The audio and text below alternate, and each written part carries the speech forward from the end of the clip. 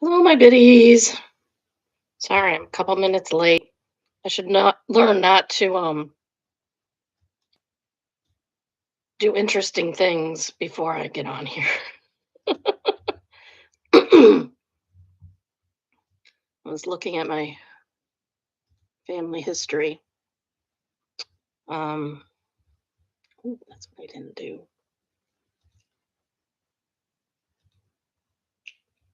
I hope everybody had a good weekend.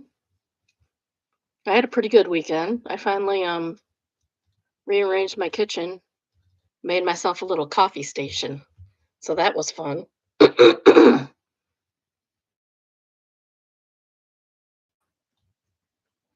my coffees in the morning. I don't have any reality roundup. I think that I did not work on that this weekend. Ended up having a busier weekend than I anticipated. It was my husband's birthday. So part of rearranging the kitchen was cleaning the kitchen. So the kitchen was clean. So my daughter came over on Sunday, taught my husband how to make lasagna, and then asked me why I don't do it more often. Like, you just saw how long it took to make for two people to make lasagna. Well, so I appreciated her making the lasagna here. Sorry, I've rearranged everything. I knocked my mic off over the weekend. It was a very busy week. And then yesterday, so all the kids came over. Um, Conveniently, all of my in-law kids' mothers have birthdays in the same week as my husband does. So two of them were at their mother's. The other one had already done his mother, so he came. He came. Um, we got the littles, so that was nice. They're so cute. They were also over yesterday as usual. They were very cuddly and wanted to read books yesterday. And I was so tired. I wasn't exhausted. I wasn't like fatigued or anything. I was just like sleepy tired all day. I don't know. Maybe the weather's getting to me. I'm tired of seeing light every time I look out the window. I get that way. Like, can I just have some grass, please? Please? Some grass would be nice right now. Just learned there's black ice on all the highways. So I warned my son about it because he's got to go to work in a little while. Um, because he has to drive a whole hour to go to work on black ice, apparently. So that's fun. What else we got?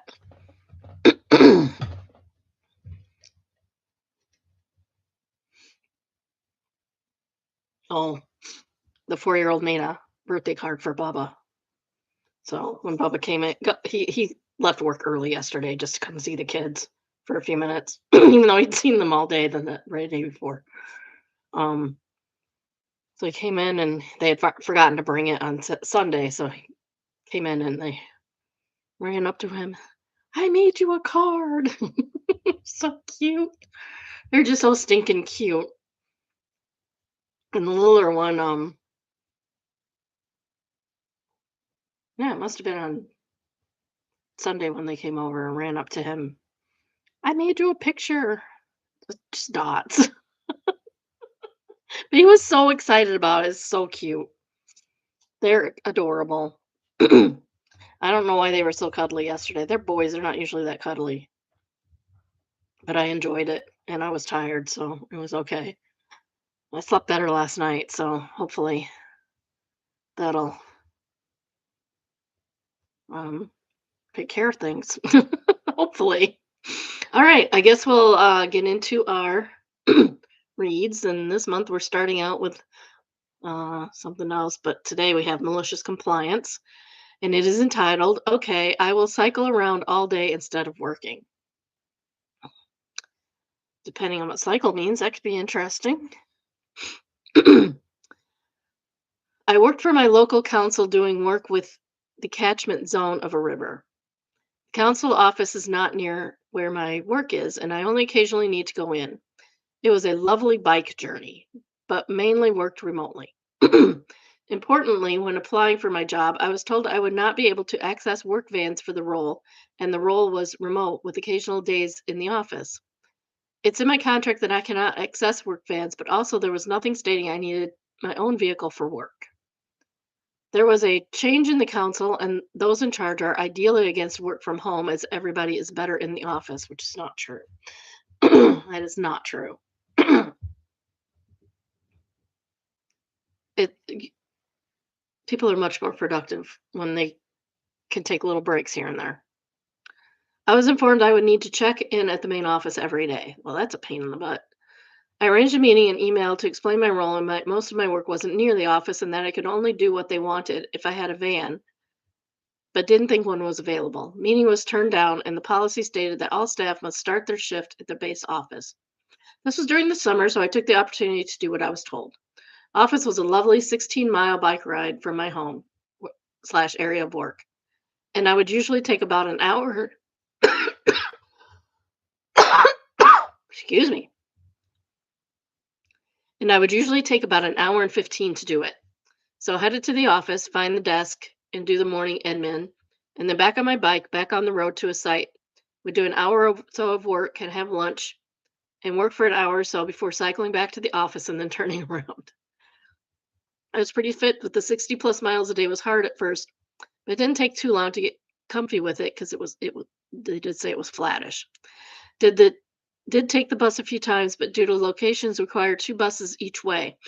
One west that took an hour because it went to every little village on the way, and then and quicker bus directly north, but that was slower than the bike ride. Took a couple of months, but eventually I got asked why I was completing so little work. A lot of accusations were thrown around, but based on my contract communication where I pointed everything out and direct orders from the top of the organization being followed, I was found to have simply done what I was asked and then quietly told I could consider my base to be the sites I worked at. It was great being paid to cycle around in the summer. Yeah, just do what you're told. Sometimes it works out. Yeah, I don't know why this is in front of me. I don't like it. I don't like it a bit. I don't like it. Okay, there, that's better. I usually do my work in the living room instead of in here because again, it's more comfortable chair in there. So I have to take everything apart. I need a docking station for in here. I would also take care of you should see my cords, they're terrible. All kinds of cords behind you. So yeah, he got paid for riding his bike. That'll work. It's also silly to have people who live far away come in to work every day. My kids both drive an hour. My son has to be there. He has physical work that he has to do. And his girlfriend, there's no reason for her to go to work. It's an hour away the opposite way. Opposite, not really opposite. One's west, one's south. From where we are.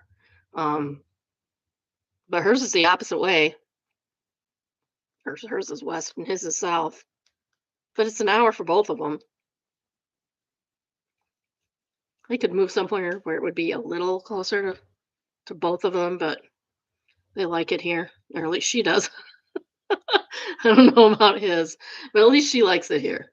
Um, so that's what they do. That is what they do. Next, we have evil buildings, and this is the main cathedral of the Russian armed forces. Kind of looks like a church, to be honest.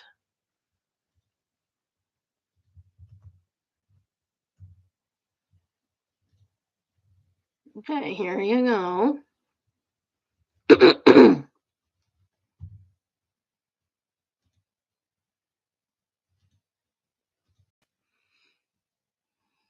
This is the main cathedral of the Russian armed forces, Moscow Oblast in Russia.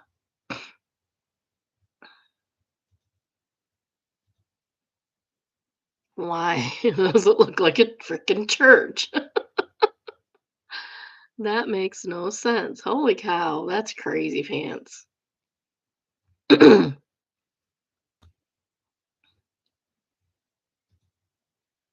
first top rated comment is Warhammer churches be like.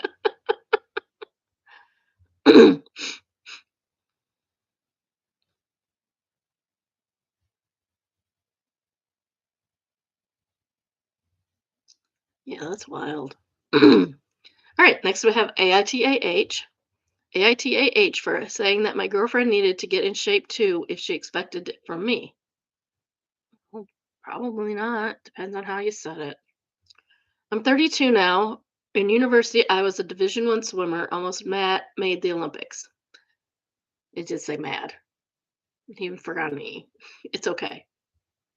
I'm not complaining about it. I'm just saying that I read what I see. I'm not bragging. This is relevant. Obviously, at that level of competition, I was incredibly fit. I still swim for exercise, but it would be a lie to say I'm in top condition. I have a lot of other things going on. Nobody expects you to be in Olympic condition if you're not actually going to the Olympics. That would be insane. My girlfriend of 3 years is beautiful. She's a teacher and her hobbies are all pretty sedentary. She walks her dog twice a day and that's her physical activity. Lately, one of her friends started dating a personal trainer. This guy has six pack and looks like John Claude Van Damme because he's on drugs. If I'm being honest, this physique is better than mine was, but I wasn't training for looks, I was training for speed. My girlfriend has been saying that I should get back in shape so she can show me off. Ew. Ew. It's kind of annoying. I'm a professional. Once again, not bragging, just stating facts. I have a career I enjoy that allows me to enjoy life at a pretty great level. Every year I take 2 vacations to different countries on my bucket list. I'm debt free. I don't have time to eat 10,000 calories a day and train 5 hours a day. I laughed it off to begin with, but I explained to her just what I explained to you. She seemed to understand, then she started again. So I told her she wanted me to get back in shape, and she had to ask, then she had to as well. That she needed to get 20% body fat like runway models. I think runway models probably have less than 20% body fat, to be fair. I said she was beautiful, but had no stamina or strength. She is now saying I'm an a-hole for only considering her looks. That's what you were doing. Oh my gosh. I think it's pretty winging ironic. I'm in great shape for my age, and I still enjoy stuff like snowboarding and surfing. I also admit here that I'm not particularly good well looking. I look like Walter White's old business partner. I don't know what that means. I think if she wants that for me, it's not much to expect the same from her. Absolutely not. It's not. No, she should. I'm going to look up what Walter White's business partner is supposed to be.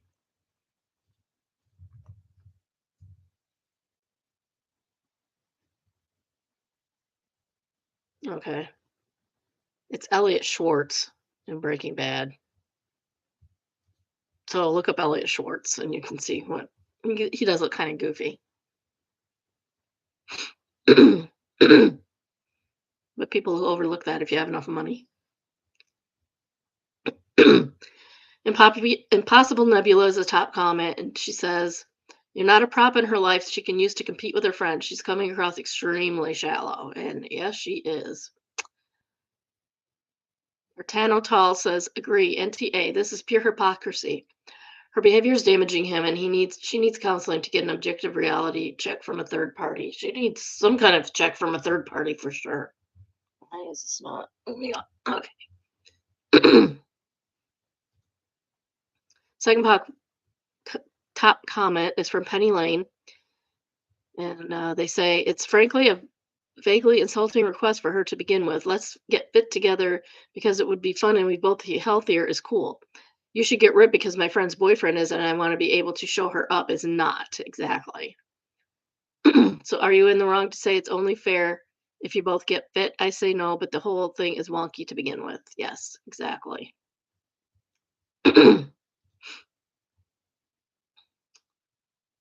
This is from Found Satan, which is a new subreddit for us. And it's entitled SHIT. um, and there is a meme. Says always carry zip ties so you can wang with people who like park like a-holes. They are pretty badly parked. But so is the car in front of them. Maybe they're just trying to line up with them.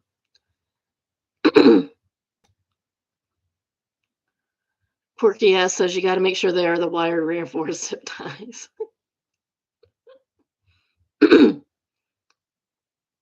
Snow Me says mind games are more fun. Add a little card to the windshield wiper that says I zip tied two things to your car and watch them waste an hour inspecting their vehicle to find the second non-existent step zip tie because they're too scared to drive off before finding it. Oof says I think you might have out Sataned the post on this with this one. In our active answers, the real Satan is always in the comment section. So that should be a fun one for us, I think.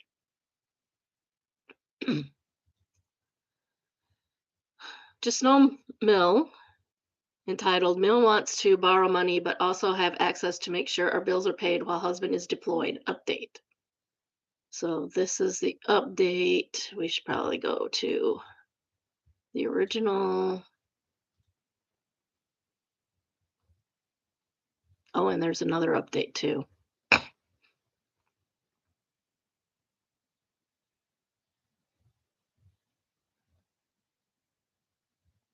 There's lots of updates. And it looks like we already read this.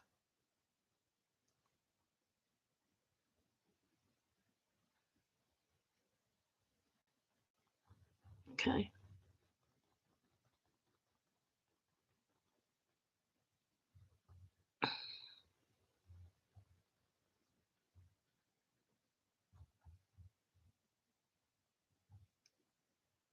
So I don't know when we read this.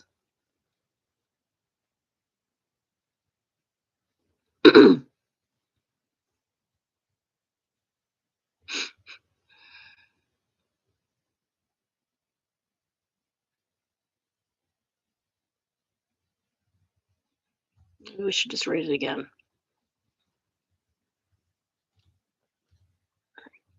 We'll just read it again. So, a little backstory. My mother-in-law is a well-off lady, making well above median income for her area. This is necessary info. And we just spent a week with her and father-in-law's house for the holidays. While we were there, the pipes on their side of the house got clogged, and my husband tried to help his dad fix it. We thought everything was fine when we left, but we got a call from Mother Mill today saying they needed to call a plumber and were $500 short on the bill and asked if my husband could lend it to her. He said he'd have to look at our finances and call her back. And we hung up and we talked about how odd it was that she needed money when she is so well off. Her side of the family is also well off, so I was not understanding why she felt she had to ask her child for money. We also talked about how he is about to deploy, and it would be not be wise for us to give the money even if we wanted to. She eventually called back a few minutes later, not knowing I could hear, and started going on a rant because they found a used condom that still had stuff inside of it and baby wipes and is accusing us of having sex in her house and me for flushing baby wipes down the toilet. We did not have sex in her home, and if we did, we wouldn't have walked through the house and through her room to flush a condom specifically into her toilet. What's your husband doing when you're not there, dear? What's your husband doing when you're not there?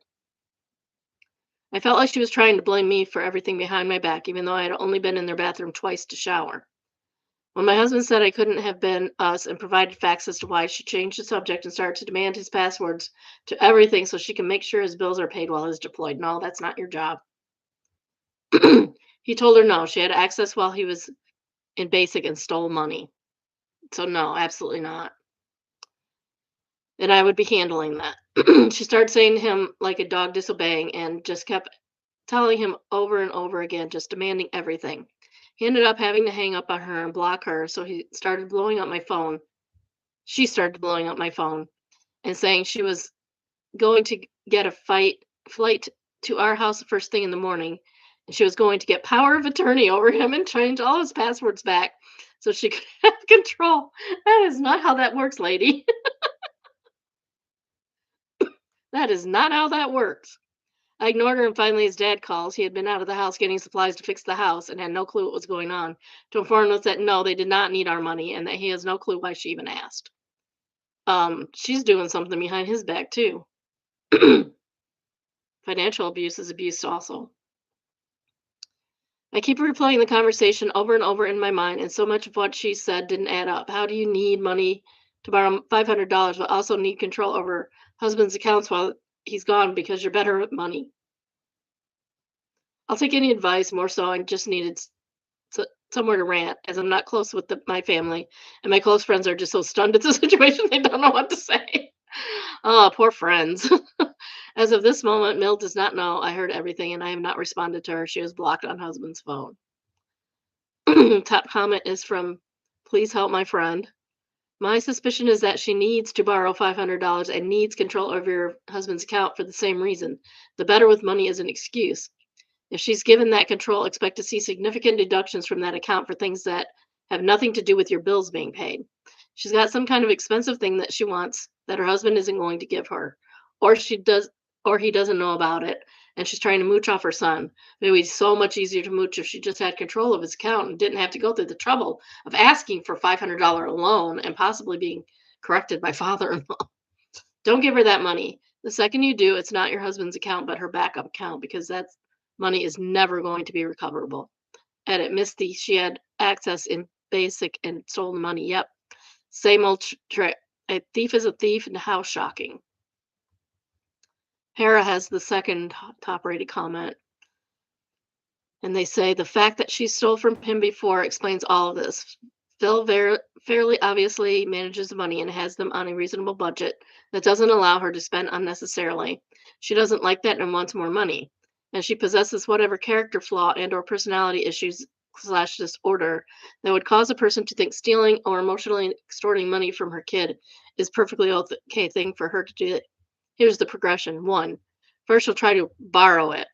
She never intended to repay it, and she never needed it for the plumbing. That's the thing. She never needed it for the plumbing. It was just a good excuse to get $500 out of her kid. That was just the vague but reasonable and urgent sounding cover story. She thought it would be the most successful at extracting the money from you. And make no mistake, it wouldn't have stopped at the 500. Had that strategy worked, she would have asked for more. Probably. Probably. None of it would ever have told. None of it would have ever told repaid. None of it would have ever have been repaid, I think is what they meant. And to cover her tracks with father-in-law, she would have told you guys not to mention the loan to him to spare his pride. Yep. Para knows what's going on. 2, when the loan strategy didn't work, she started to change tactics and tried to shame the money out of you instead. Gone was the old loan facade, but she stuck with the plumber story and added the whole condom thing. You can tell it was made up because married people having sex isn't embarrassing or shameful. It's what married adults do. Except Mill, who in this headspace and for the strategy was trying to get your husband to feel shamed into obeying her like he was an adolescent.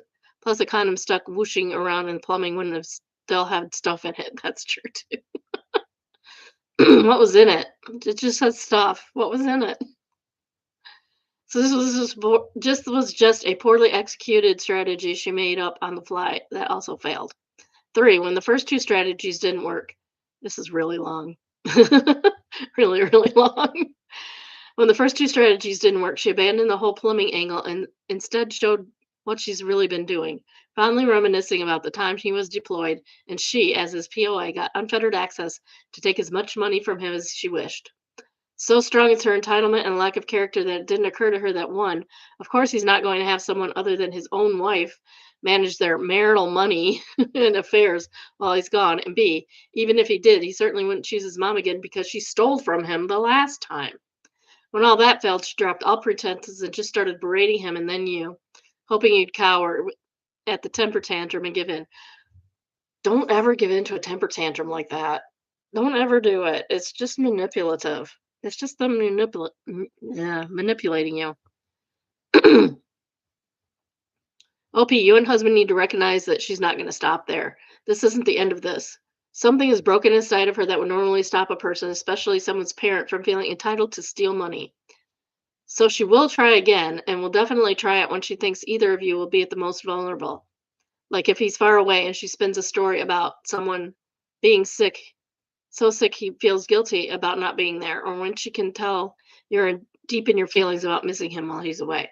Also, lock down your credit. Lock down your credit now. Because she's going to go after that. She'll put a credit card in your name or something stupid. It'll be crazy. Because this lady is not right in the head. This is what we call unhinged kids. So before he goes, you guys need to take some proactive steps. One, he needs to sign and have a notarized statement revoking his mom's prior POA. You need to send copies of the document to all your financial institutions. So if or when his mom tries to go around you both and resurrect her POA powers by sending the old paperwork as if it's current, they'll already have it on file a document that negates it. Two, if mom has ever had access to a key or knows anyone who currently does, then you need to get your locks changed. OP, you need to be able to maintain a physical barrier between you and her if needed, and prevent her from being able to rummage through or take your, she'll consider them her things. Three, similarly, if she's ever had access to your current financial accounts, banks, credit cards, Amazon account, whatever, you need to close the accounts and open new ones. And make sure to send that revocation of POA to them. Four, you need to go through all of your accounts, including email, and make sure you have passwords and security questions she could never ever guess. You also need to go and force log out of all open access points so that if, for example, you're ever logged into your email from her tablet or some reason she can't maintain access, you didn't log back out. Yeah, that's a good idea. Five, you two need to sit down and discuss how you'll handle boundaries with his mom. Like the phone call where she just sat there endlessly berating him until eventually he hung up and blocked her. The hanging up and blocking her part was excellent. The only thing to work is is doing this far sooner than in the process. Mom Mill starts ranting or fighting or pitching a fit, you don't fight back or explain yourselves or even de-escalate. These aren't genuine emotions and reactions from her. They're intentional strategies to employed to manipulate you. Exactly what I said. She's just trying to manipulate. So don't fight back. That's what she wants. You have to not give her an audience. Just calmly and politely tell her, we're not going to talk about that. Let's change the subject. And if she doesn't do so immediately, you talk to her saying, well, I've got to go. Bye. And hang up. You also tell father-in-law when she does stuff like this. He seems to be the voice of reason here. So if she leaves voicemails demanding money or whatever else, forward them to Phil and ask him if everything is okay. Part of her strategy is to assume she can ambush you in secret. So make sure she knows it won't be kept secret. Six. That's good. Getting the father-in-law in on the loop is a very good strategy. Six, you need to agree to have each other's backs on dealing with his mom because you know she'll also try to triangulate, aka pit you against each other by lying and or strategically omitting important details. To avoid that, you and your husband, have got to agree A, always give each other the benefit of the doubt. Do not assume any story from her where the other is conveniently always a villain is just true. And B, do not agree to bring big stuff without talking to each other, you and your husband first. That includes finances, plans, commitments for his leaves and holidays, or anything else. Just be broken records. Oh, I've got to check with spouse first. And if Mel tries to come up with some reason why there isn't time or opportunity for you to check in first, you say, well, then I'm afraid the answer is no. We've promised each other to talk to the other first. Otherwise, your answer is an automatic no. You also don't have to take his mom's word for it, other than other person said yes, you confirm. And this may all sound kind of long and involved, but most of the prep you can do in an afternoon. And the boundaries and discussions sound long overdue. And if he doesn't like the idea of hanging up on her, the other boundary enforcement strategies, then remind him that you only have to do it if it's necessary. If she doesn't try anything, then you don't have anything to enforce. And also lock down your credit. Lock down your credit. He didn't say that one, but definitely lock down your credit. Okay, here's the first update. So husband unblocked her to try and talk things out, and she sent him an essay. I had the screenshots already go. This sub doesn't allow attachment, so If you know where I can put it, I'd love to know. And that did happen. That'll be our next one. She starts off by saying she needs to be honest about how, since we live together, the way they communicate is changed and that their calls end before they can resolve their problems. I'm not sure what that has to do with me since I'm not present most of the time when she calls. She uses language manipulation to make it seem like I'm controlling the information he gives her and that I've somehow put a brick between them. She brings up that she's his mom and needs respect to stay connected, and she can't be a part of a dynamic where they don't communicate. Wah, wah, wah. Where's my button? I need that button really bad. I'm failing to see why she thinks this, as she loves just asking the same question 20 different ways to get her answers. She also brings up how they need to, which that's also a manipulation technique. Just keep asking. Just keep asking. Eventually, you'll wear them down. Maybe they'll say yes. She also brings up how they need to have a calm conversation, and I'm confused because husband was being calm while she yelled at him like a dog. It's just a huge narrative shift to make it look like he was the unstable one. She also brought up that she repaid us some money she owed us because we were stressed about loaning her $500 and basically admitted that she lied about needing it to see if we had the money. Oh, that's just rude. The rest of Brick Wall's text is just talking about how I don't acknowledge the family when they text me. Not true. The only time I don't acknowledge it is when she's flying off the handle and trying to get me to make husband talk to her. She brings up how that may be how I do things with my family, but she won't tolerate the disrespect. Never mind that she's the one being disrespectful. This pissed me off severely because I had mentioned I'm not close with some of my family. I never gave her any details, and I never ever made it sound like I don't talk to them. Sorry for the rant. I'm just frustrated and upset. She ended her text with "Please fix this," as if I'm somehow the whole and only issue, and that she was not demanding all of his info. I feel like I've gotten whiplash with the 180 she did. The leads and logic are astounding. Husband is drafting out his reply to set firm boundaries and telling her that this has nothing to do with me and he won't tolerate disrespect. It blows me she can put up with him through this mental load before he deploys. And then she says the screenshots are on her page. Plus horror is the first comment, or top rated comment, and it says, husband to mother-in-law. I regret trusting you and respecting you in any way which now has made you feel as though you can sit above my wife and pass down judgments and accusations. This was a mistake I will not repeat. Communicate direct through me directly or not at all. If that means we miss information between each other while I'm done deployment, so be it. Full stop. Then make certain you are the only one with POAs. In the case of a true emergency, she'll be able to get a hold of him eventually, and none of that needs to go through you. Gray rock all day, every day. I don't see the backstory as far as the Phil and financial stuff, but husband needs to have a candid conversation with him about it because a little I glean from the responses makes it sound like she's hiding financial stuff from Phil. And whatever you're seeing of that, I guarantee you it's barely scratching the surface of that reality. That is probably correct. I think it's important that he does not try to go lie by lie and refute it. It's much better that she thinks his stance directly supporting you, regardless of if you're doing what she said you did or not. Very sorry you guys are dealing with this right now of all times. My spouse was in the military the first 10 years we were married, and his mother really flew off the handle when it went from her to me being in control of finances and information while he was on deployment. Even more so because my husband's deployments are super secret and he had no communication while on them to the outside world. Like one phone call every 90 days if he was in a secure location. That's terrifying. That's terrifying. Your guest not setting firm boundaries with her from the beginning and has caused a ton of strife in our relationship over the years. Save her and protect the rest of your time together before he goes.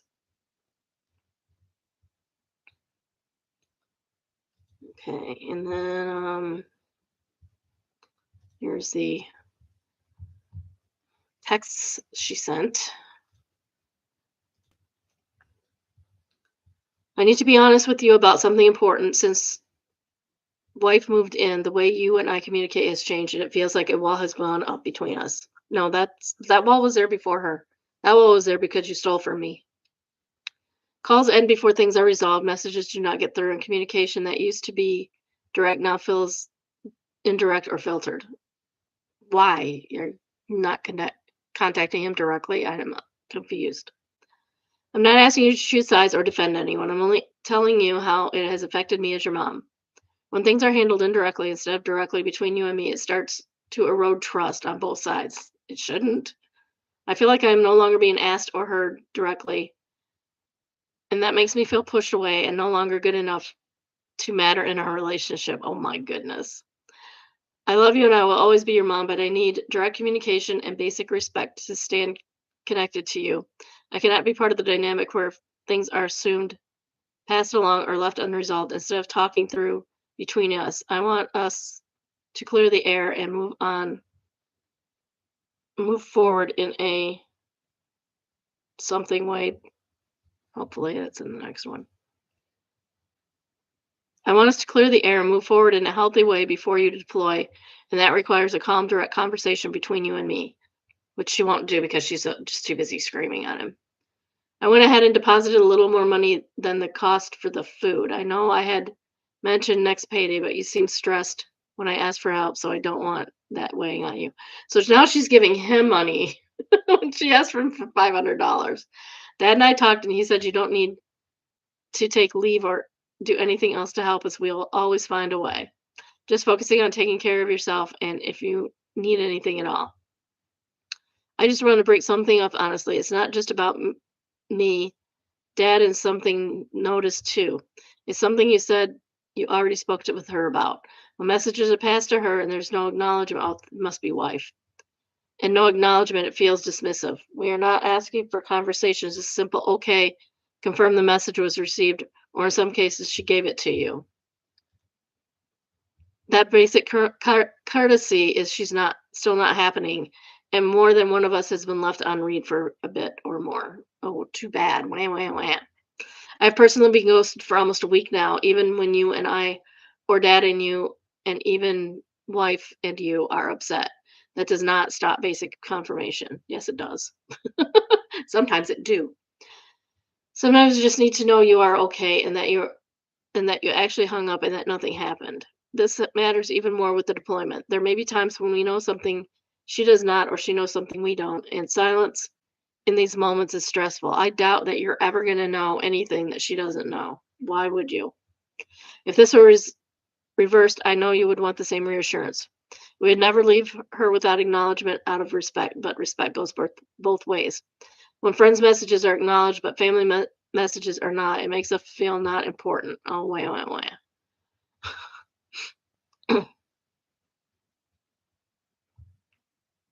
um, that may not be the intent, but it is very noticeable and impactful. I understand people grow up with different family dynamics, but with our family, acknowledging messages is a basic sign of respect and care.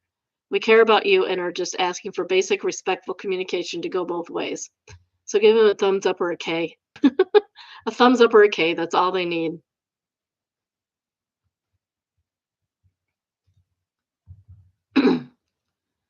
Next one was 16 days ago. um, entitled "Money Wants." Yeah, mother-in-law wants to borrow money, but also wants access to pay her bills. So it's only been a week, and that week has been about a week has been. Husband is officially deployed. Before he left, he set boundaries with his mother. I don't have screenshots because it was a lot because a lot was in person. But he let her know that we act as a unit, and just because he has a phone does not mean everyone has 24/7 access to him. I was really upset by everything she did, so I unfriended her on Facebook. Probably a good idea. She found out days later and confronted me about it, so I let her know it's because she does not care for me and because of things she said to my face and behind my back. Apparently, this had her reeling. Almost a week later, she texts my husband asking if he can get me to call her because she wants to sort things out. I have that full exchange on my page, but please beware, it's a novel. I've read it a few hours ago and I'm still heated. 90% of this is a lie. She contradicts things she's already admitted to and makes complete lies. For example, I also unfriended his great aunt on Facebook. They are still friends, and she is a wonderful lady. And the fact that I made comments to her over the holidays. But after that exchange, I went ahead and blocked her. I was hoping for some reconciliation, but I'm beyond pissed at the moment and not completely thrilled with how husband answered. Ooh, that sounds juicy. Okay, and here's the novel from mother in law.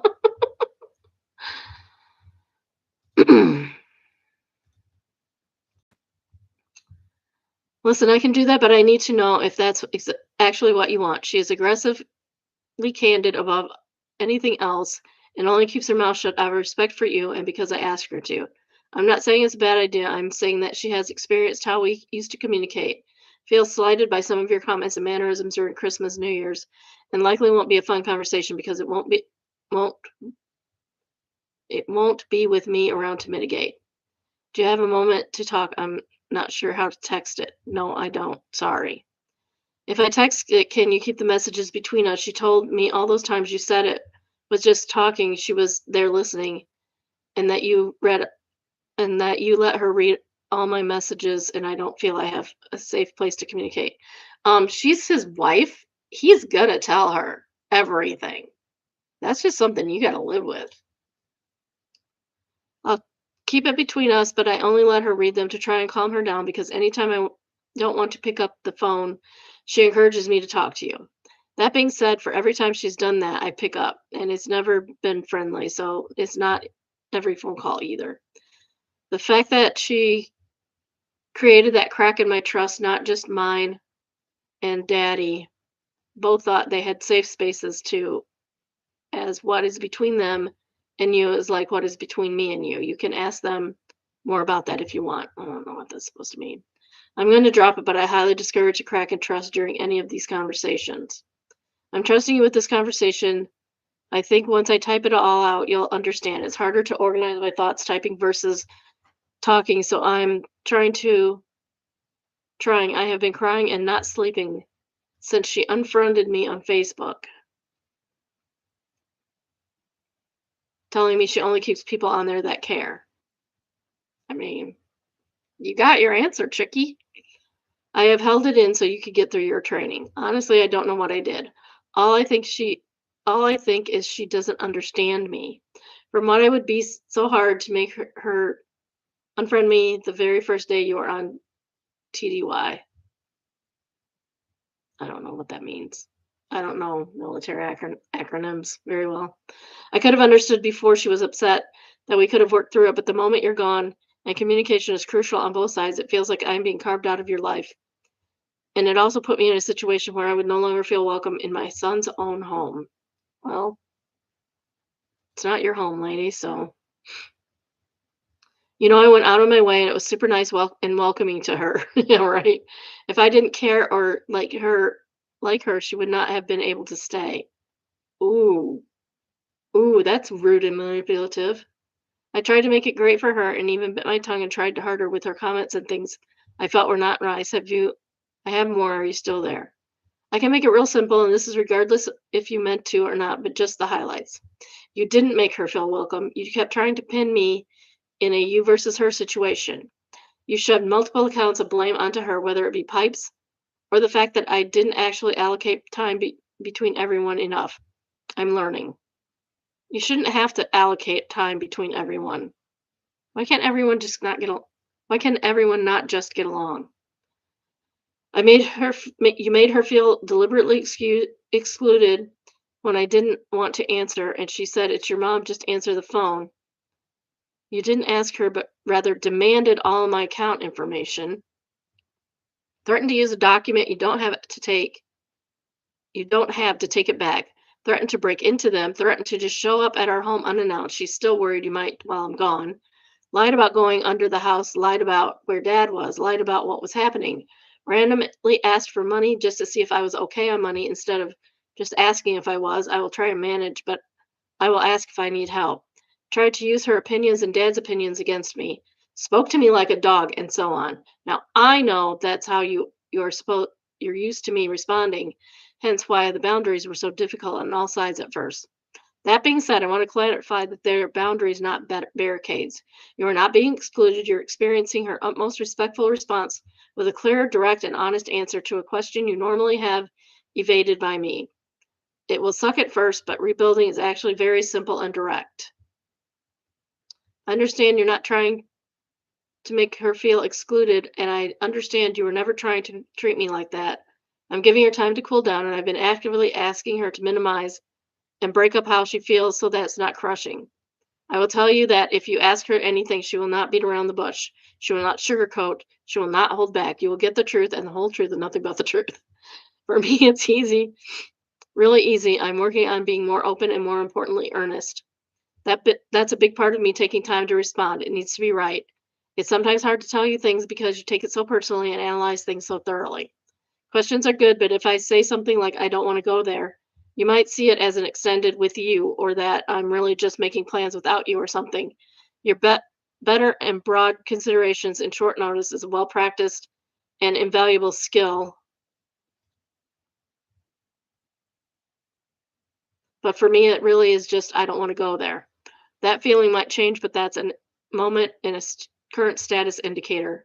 I'm actively working on how to help from my end, but saying that then getting bombarded with 30 other questions is actually the reason of my end of communication broke down. My bad. I was terrible at vocalizing and it's still not perfect, but I'm actively seeking weaknesses and developing. That being said, nothing I say will ever be intended to hurt you or slightly or demean you or have any other in, negative intentions. There are no caveats, there are no exceptions, there are no ulterior motives. I'll always do my best to be as direct as possible. I have a feeling that this guy's taking an awful lot of blame on himself that he doesn't need to because of the way his mother is. And that's really sad. And it's going to ruin their relationship if she doesn't stop. I appreciate your feelings. I must process this, but I will read the last message in a minute. But 100% I did not lie. Yes, you did. I talked to Dad, but when you are ready, he will explain the house and money and his pride in telling you everything was okay when it wasn't. If I wanted to know your finances, I would have just asked. No, it's not what you said. So you did lie. I have a feeling things are misconstrued at the moment. I also want you to know I feel our relationship is fracturing. Yeah, because of you. I'm not the best communicator, so be better for you. So I sometimes go to Daddy and someone else, Aunt Joan, I don't know. If you think my thoughts might upset, if I think my thoughts might accept you, maybe it's the wife, I don't know. I'm not trying to throw their opinions in your face. I'll tell you to show tell you to show you I am really trying to be better for you. I sometimes misunderstand them too, but I am only a human right now. For instance, my raw feelings about Facebook is this. I told you both over the holidays I love her Facebook as it is the only way to get more pictures of you. Even though something.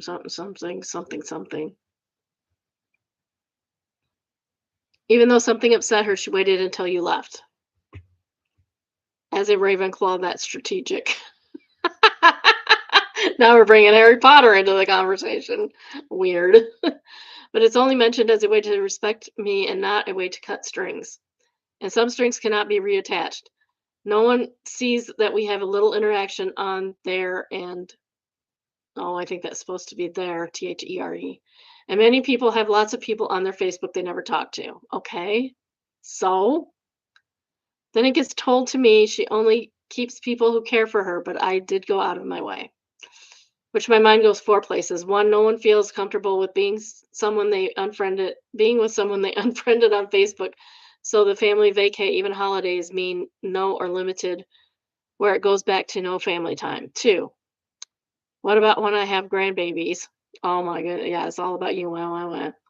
And so behave yourself. If you want access to your grandchildren, behave yourself. It's not hard. It's not hard at all. Three, if only those I care about and love are on their what about all those guys she waits until you're gone? And four is it said respectful, but since she knows that it helps me feel connected to you and love the pictures, it feels like a slap to my face. Well, maybe you should have been nicer. I see those thoughts are why I process and sometimes talk to your dad and sister. Oh, okay. So the blocked out one must be his sister's name.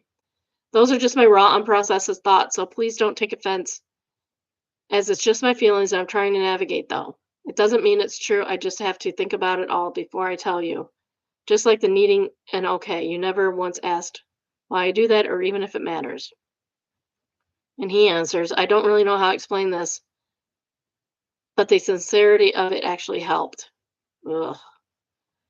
I know it can feel like it, but our relationship isn't fracturing at all. I don't have a proper way to respond to any of this yet, but I feel like since I've moved out, we've actually been healing mass past all of our misconceptions, miscommunication, misunderstanding from when I lived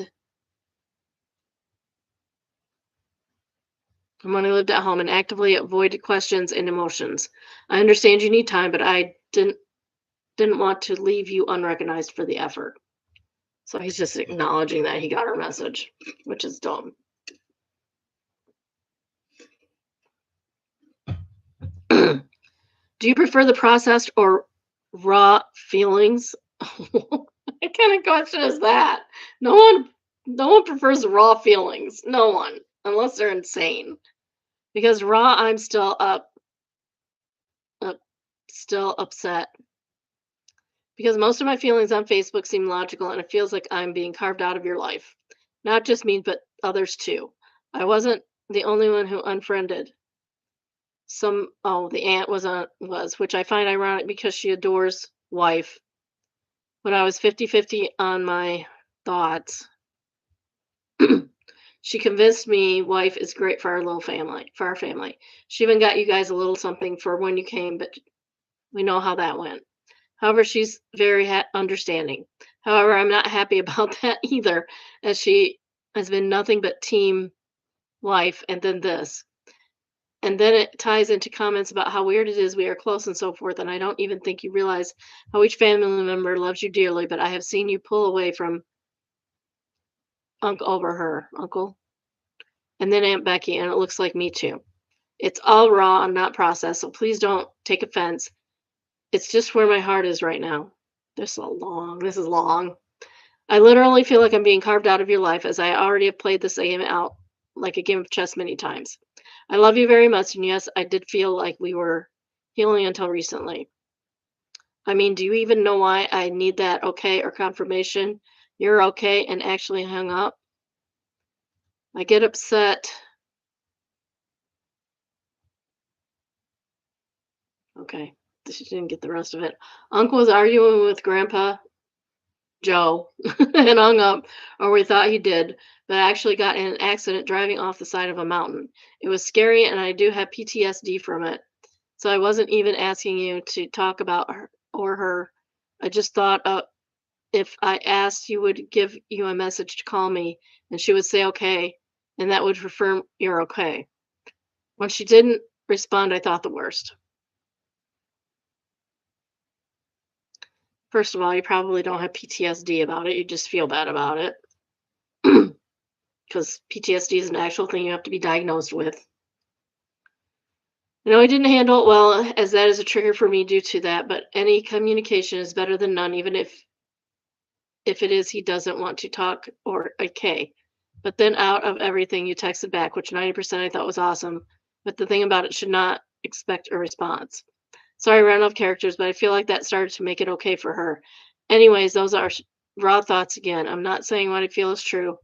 I'm still processing, but I want to know, is it easier for you to hear my processed or raw thoughts? That's weird. Also, still raw as I'm emotional right now, and I want to tell you how I feel about the account. Please read all of this. I'm very happy you want to take care of your bills. I'm hurt about how you handled it. Sorry, what? We had an agreement and I all I needed was two things. You delayed it instead of telling me your intentions. It was like you told me to F off because I apparently I feel you didn't like how I did that things or took care of things because you stole money out of it. How are you kidding me? And why would you even assume you were going to be in charge of accounts when he's married now? That makes no sense. Then I tried to talk to you and you said no. Then you mentioned wife was there to help, but you cut me off and assumed the worst. I don't even think you knew what I was trying to say. Like, do you remember we specifically got a POA for the bank? Even daddy and I have one for each other. Power of attorney. That's power of attorney for each other. And do you remember why? USAA is very good at protecting accounts So much that Daddy's card was frozen for using it a couple of states away due to me paying an online bill with his address and him getting gas in another state. I don't remember the exacts for when it was frozen, but here I know we talked to USAA a lot to make sure your account was never um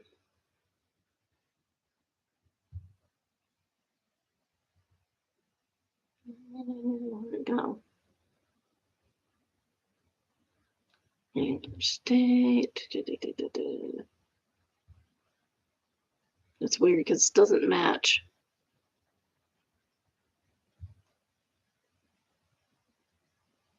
Okay, there it is.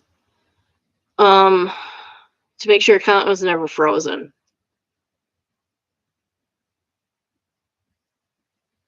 I mean, my husband and I have had our credit card call us before. We were once in the same city, two different gas stations at the same time. And so they called them and like, um, you're both do you know where your other card is? So he called me real quick and said, "Did you just get gas?" I'm like, "Yes, of course I just got gas." So he's like, "Okay." And then he told him, and it was fine. It's not a big deal to have your account frozen like that. You just have to contact them and say, "Hey, that really was me." Another time, we were at the mall, and so obviously not on our regular um regular internet, and I bought a $300, I think it was like $300 gift for my son and his wife, and they like immediately texted my husband, "Did you buy this?" And he walks out because he was in the bathroom. I was standing waiting for him. I figured I'd get something done. He walked out. He goes, "Did you just buy something?" I'm like, "Yes." He's like, "Okay," and he tells him, "Yeah, it's fine. That was us. We're all good." I'm really not sure what I did wrong and that you died before you let me touch your account, but at least now you know why I was worried. As you will be in another country, I'd hate for that to happen there. He has a wife. She has the accounts taken care of. Stop it. I know I got hurt, so I didn't handle it well, but neither did you. Also, I don't understand why you think everything I do has an ulterior motive. I literally have only tried to give you everything, except, the money that you stole from him. I went from under a bridge to being able to give you things I never had. I may not be the best and far from perfect, but everything I have done was to make your life better, and I only want you to be happy. Still raw feelings like with the house. I didn't accuse her, whose wife I was asking everyone, and instead of asking her, you got defensive telling me she didn't. I'm not saying she did or did not. I just wanted to ask. If you're asking, you are accusing in this case. Don't ask. Just don't ask. I wasn't mad at it. It would have been an honest mistake and she didn't know. I was only aggravated you didn't ask her and with fixing it and the money. Honestly, I can't believe you would think I wouldn't straight up ask you if you needed money. I have and I will ask you. I just assumed you were tight because I believed no way my son would help in an emergency. That's why I figured we can wait a minute and pay you back for getting the food, especially since I saw her wife's expression when I told you I'd pay you back when you were there. So I figured it wasn't an issue for her. It wasn't until you called me a liar that I put it together and you thought I had ulterior motives. So hopefully, Daddy. Why did she keep calling her husband Daddy? He is a grown man. He does not call his dad Daddy. That's disgusting. So hopefully, Daddy cleared that up with you so you don't know I didn't. But it did paint another picture, which has kept me in a bed most of the day. This is causing you to be in bed most of the day, ma'am. Get help. It's too raw to talk about. All of this is raw, so please don't ask. I wasn't mad. It would have been an honest mistake. She didn't know. I was only aggravated you didn't ask her. And would fix it. Why is this the same thing?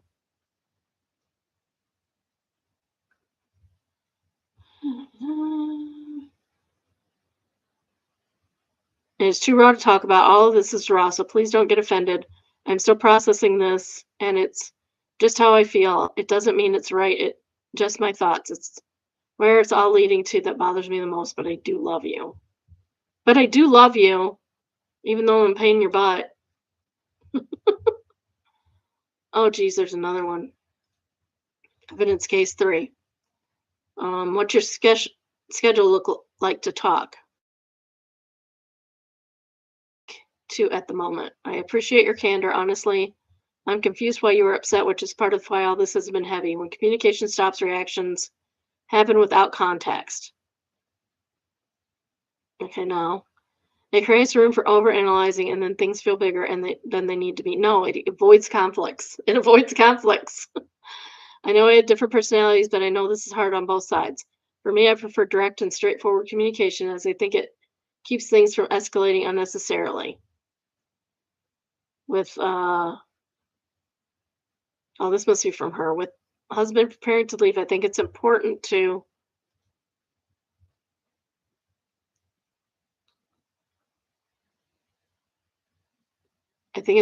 contain this and not let something that could be resolved simply carry more weight than it needs to. I will still communicate things about wife while he is husband while he is away. I'm not heartless, but I would not like to squash this out with you right now as my feelings are still raw and unprocessed, quote unquote. I'm fine with whatever this does to whatever little relationship we have left. I just need to be left alone right now. I'm not sure who's really here.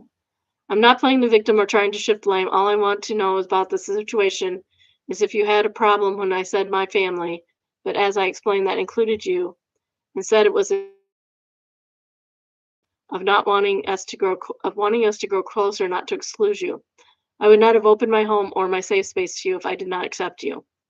I have no idea how that could lead to any of this. You could have asked me directly. Okay, well, if at any point you could have talked to me directly instead of husband about this whole situation, and you are still missing the point, as that was not what I was upset over. For my personality, the number one way to start communicating is Facebook. However, everyone is missing my point is about minimizing stress and distractions for husband as he prepares to deploy. I would have understood being unfriended in the heart of emotion until we fixed it, but doing it while he was TDY because it made it feel heavier. Because timing matters when someone is getting ready to enter a dangerous environment. Military members need to focus on stability. Emotional distractions carry more weight in these moments. So why are you creating them, ma'am? I'm not questioning your feelings. I am explaining why the way this unfolded concerns me and why I believe the situation is bigger than just the two of us. Yeah, so don't you think if I wanted to be left alone, this could have waited until a better time instead of blowing up husband's phone and putting him in the middle? Husband told me it wasn't a good idea to talk to you until he was around to mitigate. I didn't put him in the middle. He said you would say hurtful things and that he should be there to mitigate. He never said that. And it wasn't the other day until he told me you would talk to me and to schedule something with you, so I did. Until this, I thought I was respecting your space. I do understand what you're saying, but it's only fragments of the puzzle. You could have told me what bothered you when it happened. But I don't know your personality, but you don't know mine, and this has turned into a molehill into a mountain. Why don't you know her personality? Have you not bothered to to know your daughter-in-law at all?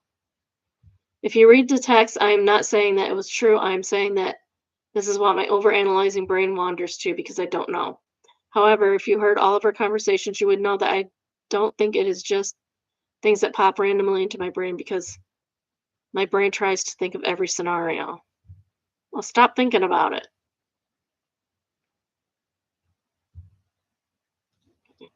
I don't listen to all your conversations that would have been dropped if you didn't keep piling on your insults.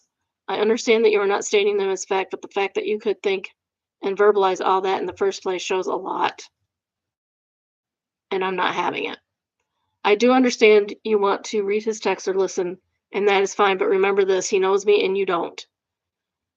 So if you're reading or listening, then just ask for more details. See, that is the thing you are missing. It wasn't to insult you, it's my thought process with everything.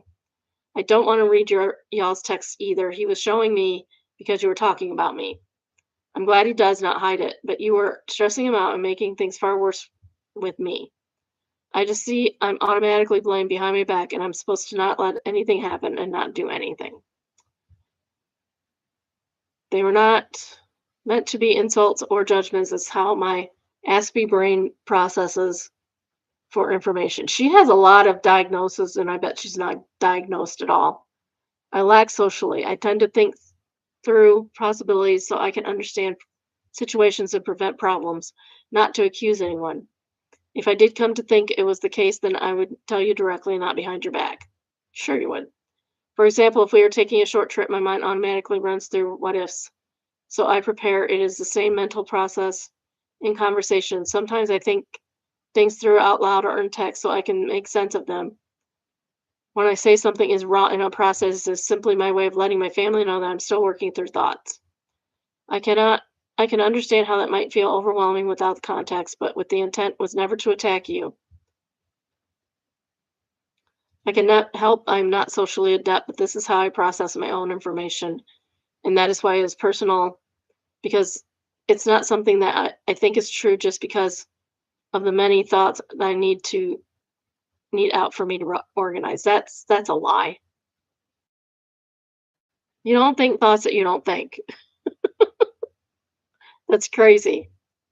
When you said raw and unprocessed, it was like you were making fun of me for being on the spectrum and throwing in my face one of the ways my ways to process was no longer personal, but I was still willing to share that space with you as I do consider you my family. I think that is what hurts me too. Have you come to ask how many people come here? This is my safe space. Who cares? Did you understand that I lack socially, so I went over the top to try and make you feel welcome? I do understand after processing that I don't think anyone explained me to you. So maybe you saw the extra nice as fake because most females it is, but with me it's trying because I lack that in that area. I think why don't you just be yourself? I think because you do not understand me and what I may be natural for you or others is others you group me in with that, but it's not like that. Honestly, if I didn't sound like you, I would tell you and be so stubborn with everything. Oh, when I've gotten concerned and talking with you, then we know obviously I care. I've already stated I could overlook the comments made in person, but because I do on some level understand. What I do not understand is calling up your son and screaming at him, blaming me for things I had no part in, and on top of other texts, on top of, and then the other texts on top of everything I wanted you off my Facebook and space from you because you were getting to the point of using every last detail you knew against me, and I'm keeping myself safe. Explain the screaming at him, and that, and does it involve you? What am I blaming you for? Okay, we're done.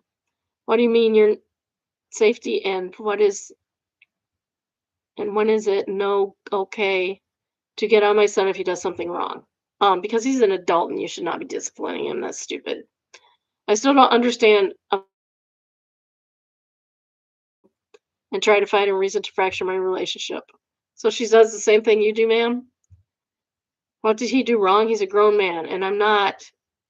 You're the one analyzing me, and all I did was create space. You're not making it into the mountain. You're the one making it into the mountain. He's my baby.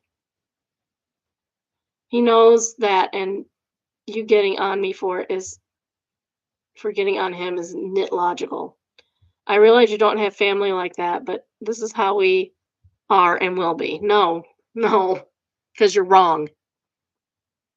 We are also close to why you say it's space for me is a stress fracture between us all. No, it's not. You need to back off, lady. We move as one family. We love, we fight. We are one family. No matter how old he is, he will be my baby. You screaming no over and over when he's trying to tell you some no is something that is not logical. Don't talk about my family or I will block your number too. We are family too. If him and I argue, it's a mommy and son thing. Oh, again with the mommy and the daddy crap. I know in the grand scheme of things, this is not about me and that no one will be good enough for your baby boy. But I won't make take everything thrown at me because you can't accept he's a grown man and I can't treat him like he has his own autonomy. I would never have said anything to you if you did not keep slandering me. When it's his relationship with me, it doesn't matter what he tells you. In the end, it's me and him working our own things out abusively. That was me, abusively. Like you said, he's a grown man. He can talk for himself. No third parties, just like his and his dad's relationship. But you may not like it, but it is what it is. Mine and his relationship is mine and his. That's great, but that's not how the whole point of this is. You upset me. You still continue to upset me. You do not apologize, and I'm done. I'm not slandering you. I don't see why you think that. Just remember you did all of that over Facebook. That's great, but it's not the whole point of this. You still upset me. You still continue to oh, sorry. Seriously, do you not understand? Nope, guess you can add stupid to the list of things you think I am. I still don't understand. I never had a list. It's all over analyzed to something it's not. Yeah, and you do that. You admitted to doing that, so maybe that's you. Projecting. She's projecting. I just don't understand why you're so intent on hating me and fracturing things. She's not. You're being a jerk. Okay, last one. Oh,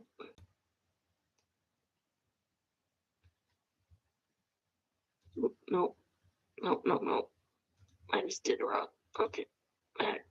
Post, please. Okay. Final update. So I dropped husband off at the airport this morning. He's officially gone and I miss him already.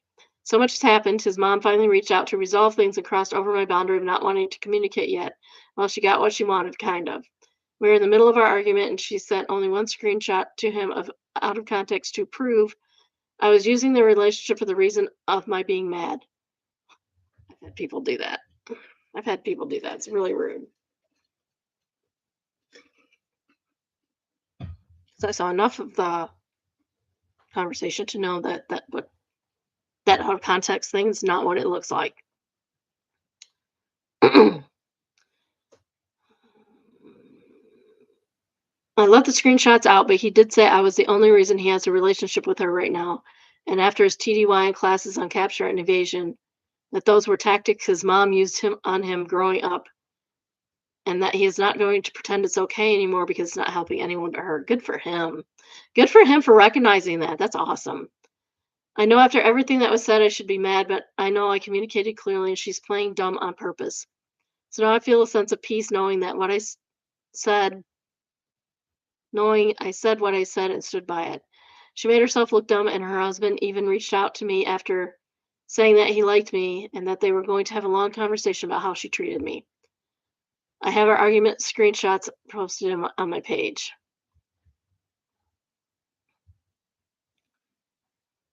Florida Sun Garden says, wow, I read both sets. She isn't someone to be reasoned with at all. How can someone send so many texts and still say nothing? Which is why I was sighing so badly. Shell Troy says, oh my, I just read the text. You have the patience of a saint. I fear I would have been more blunt and ended this conversation much sooner. Same. Best thoughts to you and your husband while he's away. Everybody agrees that she's insane. All right, next we have Petty Revenge, and it's entitled Seems to Be a Problem with the Bosch. Years ago, I worked with a woman who had a picture-perfect family. Mom, dad, 3 beautiful boys, very involved in family activities. Well, until dad had his midlife crisis and pulled the plug on the marriage. As things played out, she ended up losing the house to him, and the boys stayed in the house so they could continue school, and it was heartbreaking to watch. Of course, it was a midlife crisis. He moved in someone that was a lot younger, but had zero idea of how to do anything in the house. Parents, please teach your kids to keep house. It has helped my kids immensely that I taught them to keep house. Ex-hubby wasn't used to doing anything, and my coworker was upset that her boys weren't being cared for. One day she was at the house and decided to show the boys how to change their linen and run the dishwasher and dryer so they could do their own clothes. She saw a mound of dirty laundry in the laundry room and decided to get some petty revenge. She used scissors in the laundry room to cut exactly 1 inch stitch in the side seam or under the arm of a few of the girlfriend's shirts and sweaters. She snipped a single stitch at the elastic of underwear, single stitch in bra bands. When the boys arrived with their laundry, she showed them how to separate clothes and include everyone's dirty clothes in loads. Weeks later, the boys mentioned how their girlfriend was upset because her clothes seemed to be getting damaged in the wash. She did a few more times over the course of 6 months the friend lived there. Petty as heck. See, why did she do it to the woman and not her husband who vowed to stay by her side in sickness and in health? Yeah, it's not really this girl's fault that the marriage isn't working, it's her husband's. I mean, apart from deep rooted misogyny, of course. Probably taught the boys to hate women and tolerate their father, too. Spatsy says also, it's not entirely clear, but the mom just entirely lost custody, or she had to go to her ex husband's house to see her own kids and arranged visits. That seems kind of unusual that they wouldn't have some kind of joint custody. I mean, OP mentions the school thing, but I don't know. OP answered, she didn't lose custody. She played nice for too long and ended up giving up a lot, thinking she was providing a stable household for her children. In the end, the kids hated her because she wasn't the fun parent like their dad, who had no rules because parenting children interferes with being the cool dad. Yeah.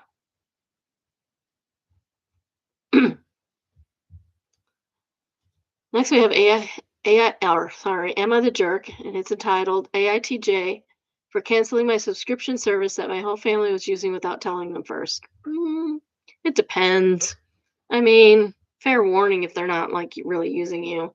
Like we share things, we have things that we pay for that the kids use, and my kids have things that they pay for that we are using. It's all one family. Okay, for here's the situation. 26 female, pay for Netflix, Spotify Premium, Family Plan, and HBO Max. The total comes out to like $45 a month, which doesn't sound like a lot, but it adds up. It does.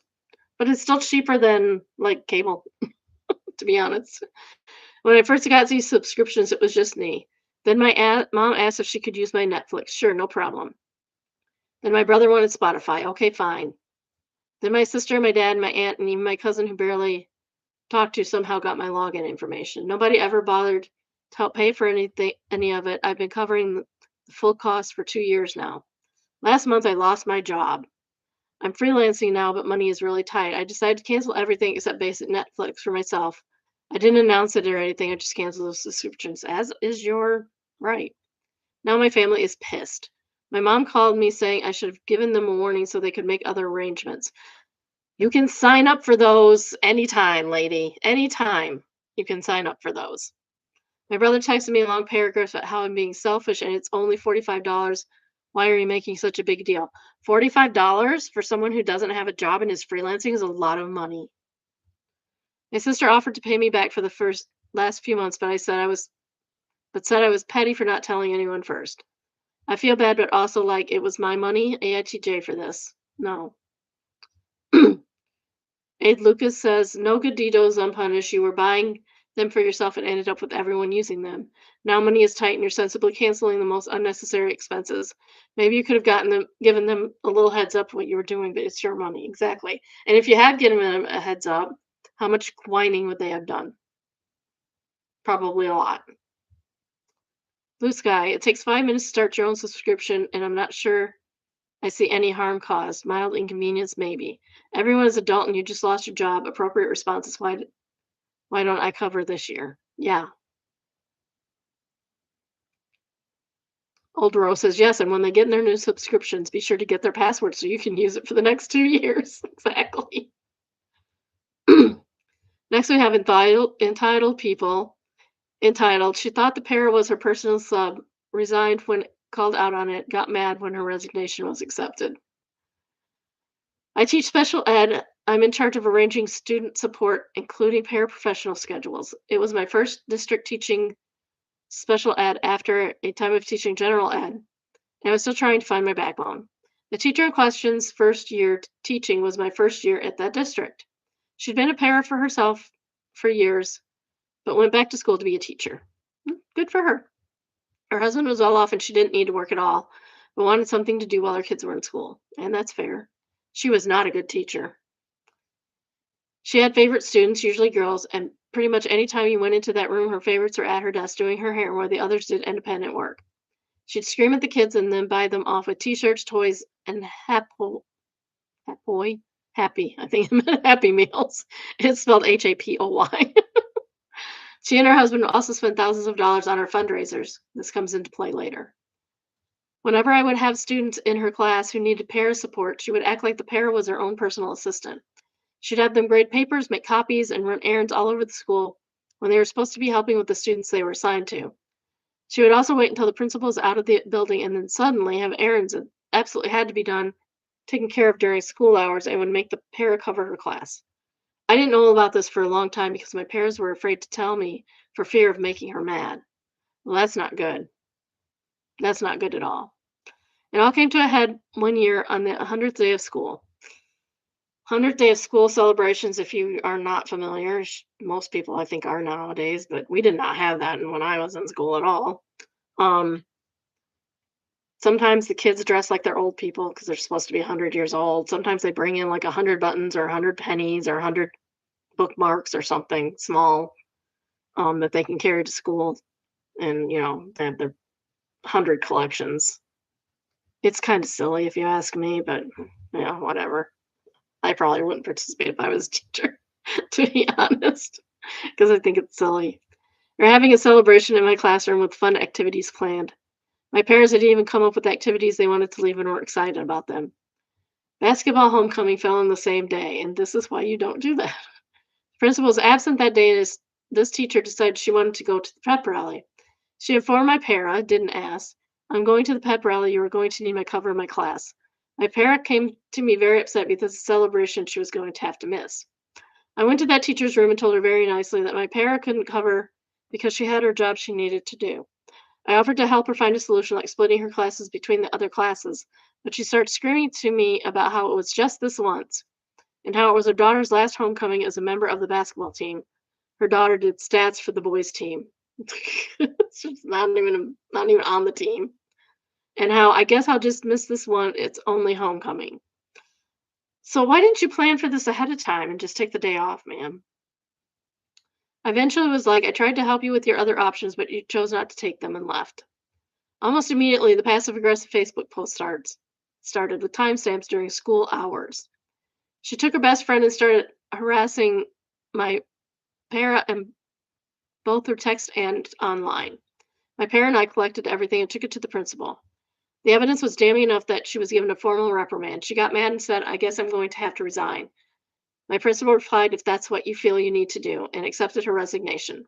I guess she thought because she spent so much at fundraisers that the principal was going to beg her to stay. There are more Facebook posts about how you've given so much to the school and how this is how they repay you. It took a cease and desist from a lawyer to get her to stop harassing my para. Oh, that's terrible. All because my para wanted to do her own job instead of the teacher's. Edited to add, I just remembered one of my parents telling me after the fact that she went into the teacher's room the first time. The teacher told her, I don't care what you've been told. When you're in my class, you're my para. Wow, that's amazing. The comments don't look very interesting. Yeah, yay, it's time for expectation versus reality. And we have this birthday cake. It says, order the cake from Public, not expecting it would look exactly like the picture. Oops. This is the picture. It looks like a nice cake, very interesting. So, yeah, I mean, you get this. You know you're not going to get that, right? You know you're not going to get that. You're hoping to get something close to it, so something that's acceptable. Oh my goodness, it's exactly like it. That is wild. That's so cool. I'm so happy for you. OP. That is crazy. That hardly ever happens. Rilo Diso, Rilo Doso, Rilo. Is Reload Doso? I don't know. I've never had an issue with Public's case. They always turn out great. Glad yours did too.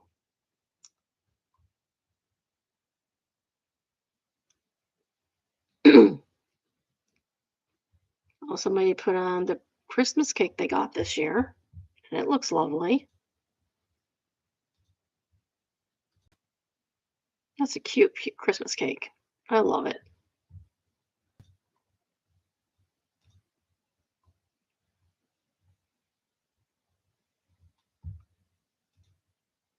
All right. Next we have, if you haven't already, please like, subscribe, turn on your notifications. I try to go live 4 times a week, usually about noon Eastern time. Tell your friends, tell your coworkers, tell your family, tell your enemies, tell everybody you know, please. If you have a story of your own or come across a good one in the wild, please send us an email entitled submission, sorry. If you would like an email with the current day's current live, send an email entitled subscribe. The email is biddybrunchbunch, all one word, at gmail.com. And the email address is also in the description for your convenience. Also, if you come across a subreddit that you like, let me know. I'll add it. There is a cave for sale. This is our real estate. There is a cave for sale for $1 million. 3 bedrooms, 792 square feet. Who's going to live in a cave? And there it is, the inside of the cave. I am not sure why you would want this cave for like $1 million. Oh, I see. It does have a trailer. That's beautiful. That's why you want the cave. That's why you want the cave right there. Very interesting. I'm not seeing any bedrooms though.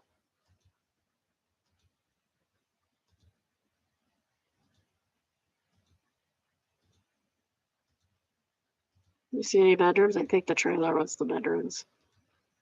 It's beautiful view. I love that. Gorgeous. Yeah, is this in the cave or is this in the trailer? So I have a feeling it's not in the cave.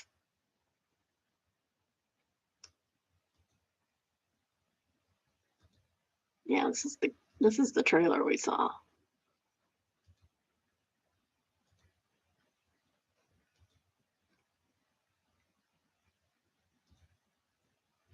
Are you interested in touring this house? Not really.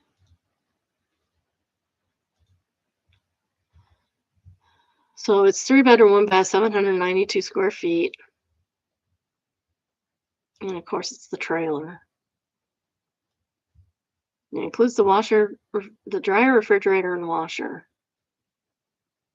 Which washer? The clothes washer or the dishwasher? It does have a fireplace. I think that was the little stove you saw. Partial fencing. 54 acres. That's what you're paying for. The 54 acres. And it is a mobile home. So it's not really the cave that's for sale. It's the mobile home that's for sale. But they had to get all the pictures of the cave. And everything around it is in the low 6 figures. So 8 figures. What is that? Can't remember. Oh, well, 6 figures. Yeah, that's kind of weird. Next, we have confession, and it is entitled. Hold on, I might have done something wrong here. Oops. Okay, no, I didn't. Next, we have confession, and it's entitled "I always steal a license plate when I visit a new foreign country." Don't do this. I've had my license plate stolen. It is a pain in the butt. I love collecting foreign license plates, and just buying them online isn't satisfactory for me. It has to be on a car I've actually drove. When I rented a car while visiting a new country, I always buy the no deductible full coverage insurance. About an hour before going to the airport, I take the front plate off and put it in my bag. People at rental inspection always ask me what happened to the front plate, and I just shrug and say, I don't know, I didn't see it missing.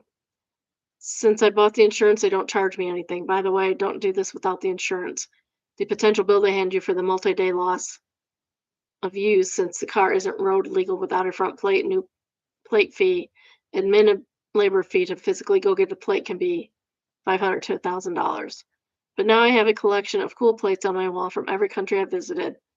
My end goal would be to successfully buy a North Korean plate one day, but I'm not going to risk the something gulag for camp for that. I do feel bad about it when I do it, since I'm wasting so much time at the rental desk. That's just rude.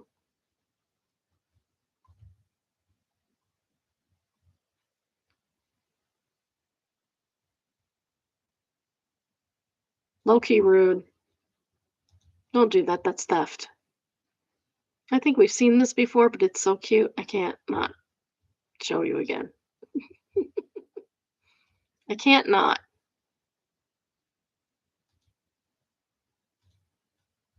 It's a bear coming out of hibernation. Of course, we're going to show it because he's a carry. So cute.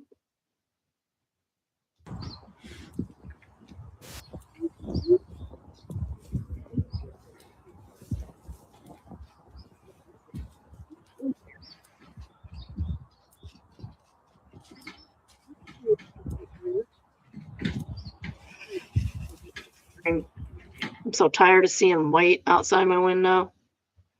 So tired. So tired.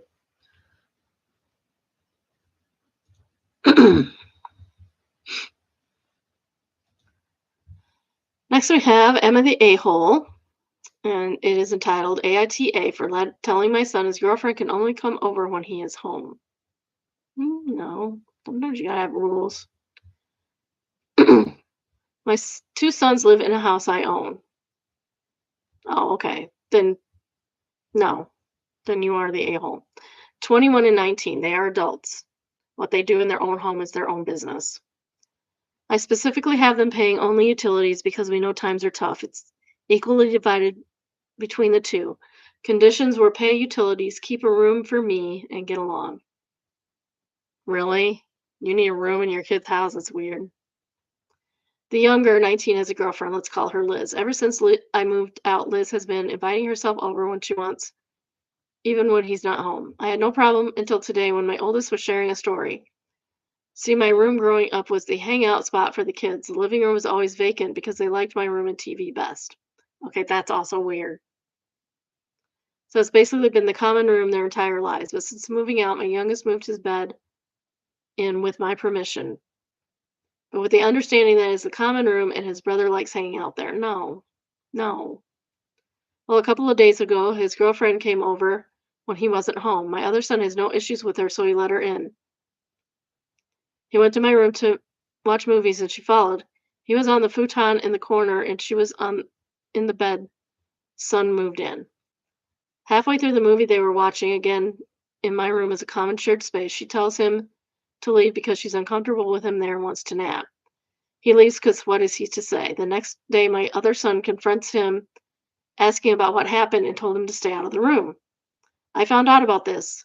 Like I said, my room has always been the common room. It's not your room anymore, it's your son's room. And it was understanding of my leaving. So I set a rule that the girlfriend can only be at the house when my son is home and to never be at the house when he's not there. He thinks this is unreasonable. I agree. It is unreasonable. I told him if his girlfriend is uncomfortable with my other son being around the house when he's not there, she shouldn't be there. Am I the a-hole? Answer to common questions. Why do I have a room at a house I don't live in? I wanted a room for me to stay whenever I come to town to avoid paying for a hotel, as I come to visit frequently when the weather's warm. Why do they have their own rooms? Yes, each has their own room besides mine. So make something else the common room. Who cares? Or better yet, make the living room more comfortable. And then you can be in the living room. Why was my youngest allowed to move bed? I asked the other kid if it's okay, and he had no issues as long as he could still hang out in there, which is dumb. Your kid's 21 years old. He should know better. Now there's issues, so the youngest will be moving bed. Why is girlfriend there when he's not there? No idea. She invites herself over. Do I like her? It doesn't matter if I like her or not. My son picked her. It's his issue. I had no issues with her until she created issues with my son's chair. I don't see where this is any of your business, lady. Just because you own a home doesn't mean it's your home. You don't live there. It's up to your kids to figure it out. You should not ban people from other people's homes. It's just crazy. Mobile scarcity Says the girlfriend has a lot of gall telling the other brother to leave the room, any room, when it's not her house. But she was actually there. I don't know. My kids were here a lot my their when my kids were gone. Their significant others were here a lot. It's not that big a deal.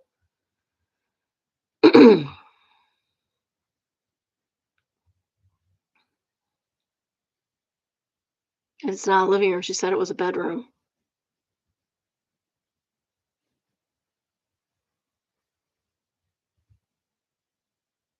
It's not a common area though. It's his bedroom.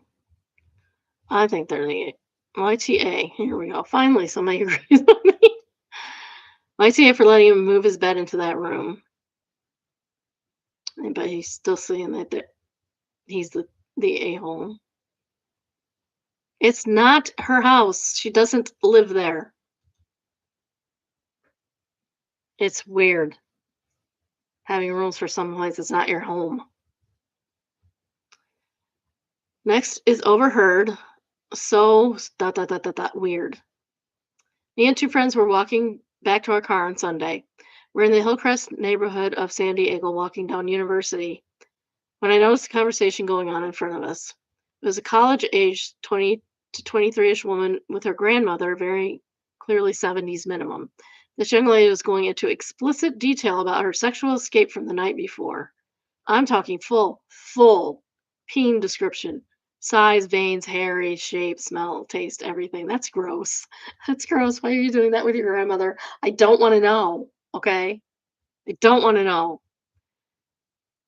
But how she was expecting it to be bigger. How she was irritated with putting up with his dumbass because Claire said he was huge. Biatch needs to get more dick. Full on details of how bad at oral he was. Kept going soft when he finally managed to get his little thing in. Her words. He lasted for less than 5 minutes. Apparently, after she kicked him out, she started calling around to previous dudes. Went into great detail of how frustrated she was that nobody came over. And that's when Granny hit her with, "That's why I married your grandpa. His dick is 10 inches. Why do you think I walk this way?" I almost exploded trying not to laugh. Oh, I would have died. I would have died.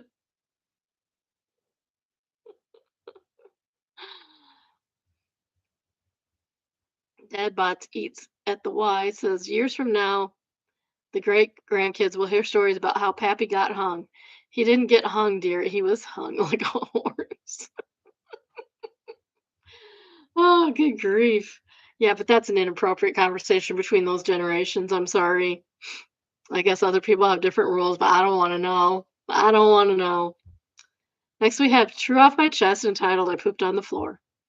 I'm at my boyfriend's house. Everyone is asleep, and my boyfriend and I were hungry, so we went downstairs to get some food.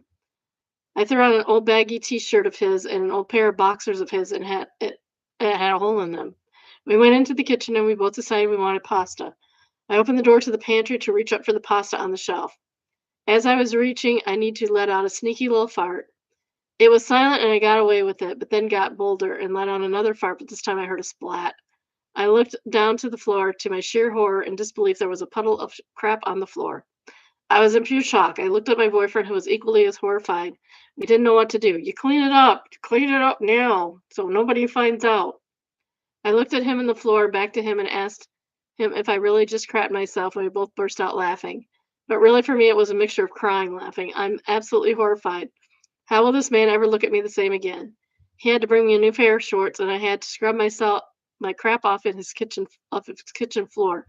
He's asleep beside me right now in bed. How I face this man in the morning, send help.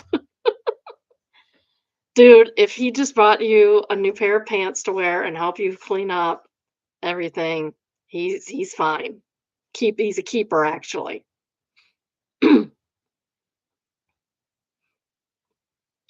Candlerk says, wake him in the middle of the night and tell him you did the same thing. And OP answers, he made me sleep on a towel, help. Terminator, that's actually kind of funny. If he was really grossed out, though, I'm pretty sure he'd have made you leave and deal with getting new clothes yourself. Exactly. I think you're good, and this will be a joke between you for years to come. Yeah, you guys have a story now. Not quite a meet cute, but a story. Paco de Fan says, always, always blame the dog.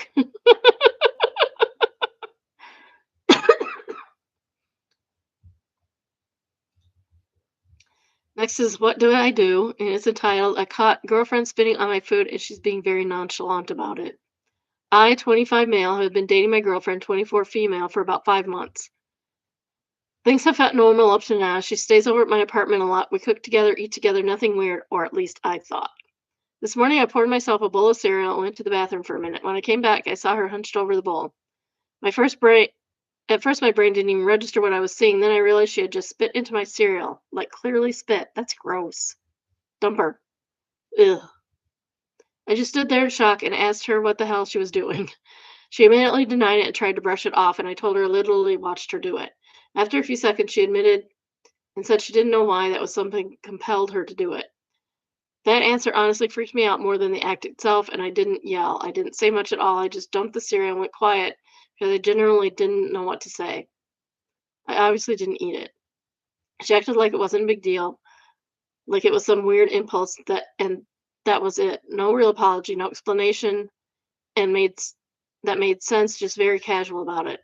I've never dealt like anything with anything like this before. I'm overreacting, or is this as messed up as it feels?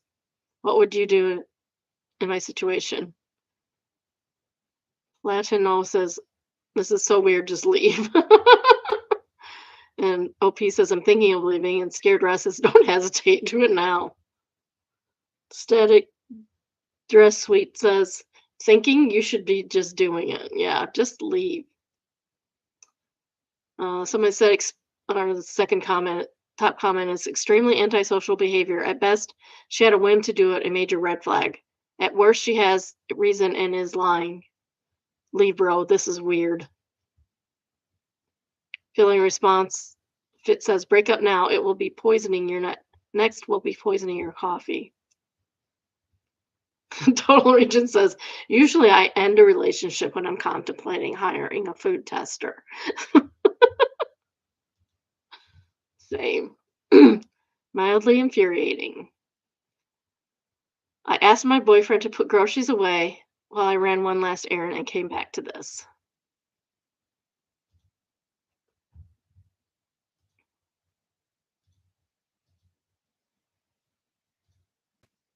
I can see where that would be infuriating. Also, this is why I don't like white cupboards. See how, ugh. That's why I don't like white cupboards.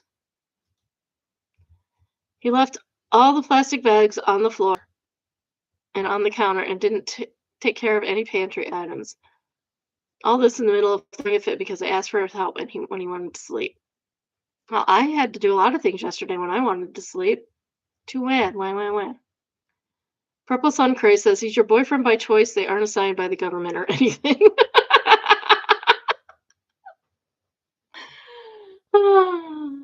Keto and K-pop says, please, I need this to be printed out on a card so we can hand them out to women who have settled for man children.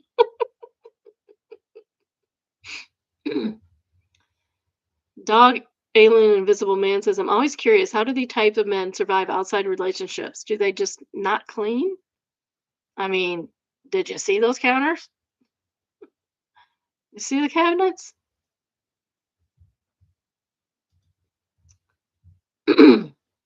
This is from Am I Overreacting?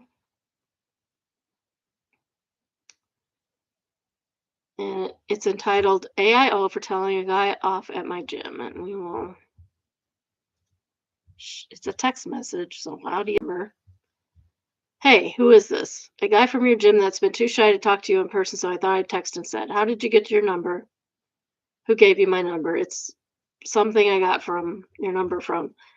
Not to be rude, but I don't feel comfortable that my personal details are being shared from a worker in the gym. Oh no, I asked Blank for your number. He didn't just give it to me. Okay, he still shouldn't be giving out her number. That's unprofessional. Okay, so is something up? Why couldn't you just talk to me? I don't know how to explain what I want to say right now. Question mark, question mark, question mark. You never pay me any attention, and you've rejected me multiple times when I hint at you, like when I asked for your Snapchat. I don't need to use Snapchat, but was willing to use it for you. When I wanted to show you on my Instagram and you didn't even bother to look, it looked like there were no chance even even getting you to stay. I stay at the gym later than I need to because I know you're coming and I want to stay and talk. I make sure you get into your car safely. None of those things I do makes you notice me. I don't know anymore. Oh, that's creepy. So, not even being rude about it, but it gets to the point where you are 37 years old from what I've been told, and I'm a young 20-year-old girl who could honestly be your daughter. I have absolutely nothing in common with you whatsoever. I never asked you to do any of that. I was hoping for all the times I turned you down, it would make you stop. You've made multiple sex jokes towards me in front of our whole group that made me feel so uncomfortable to the point where I went to another location to work out. You now have gone to a worker at the gym to get my number, which is weird on both ends. Please leave me alone.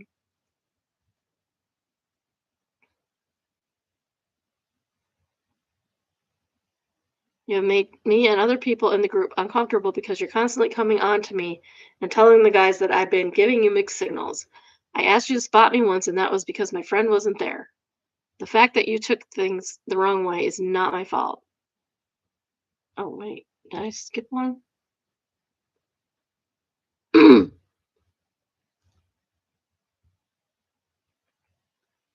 I didn't.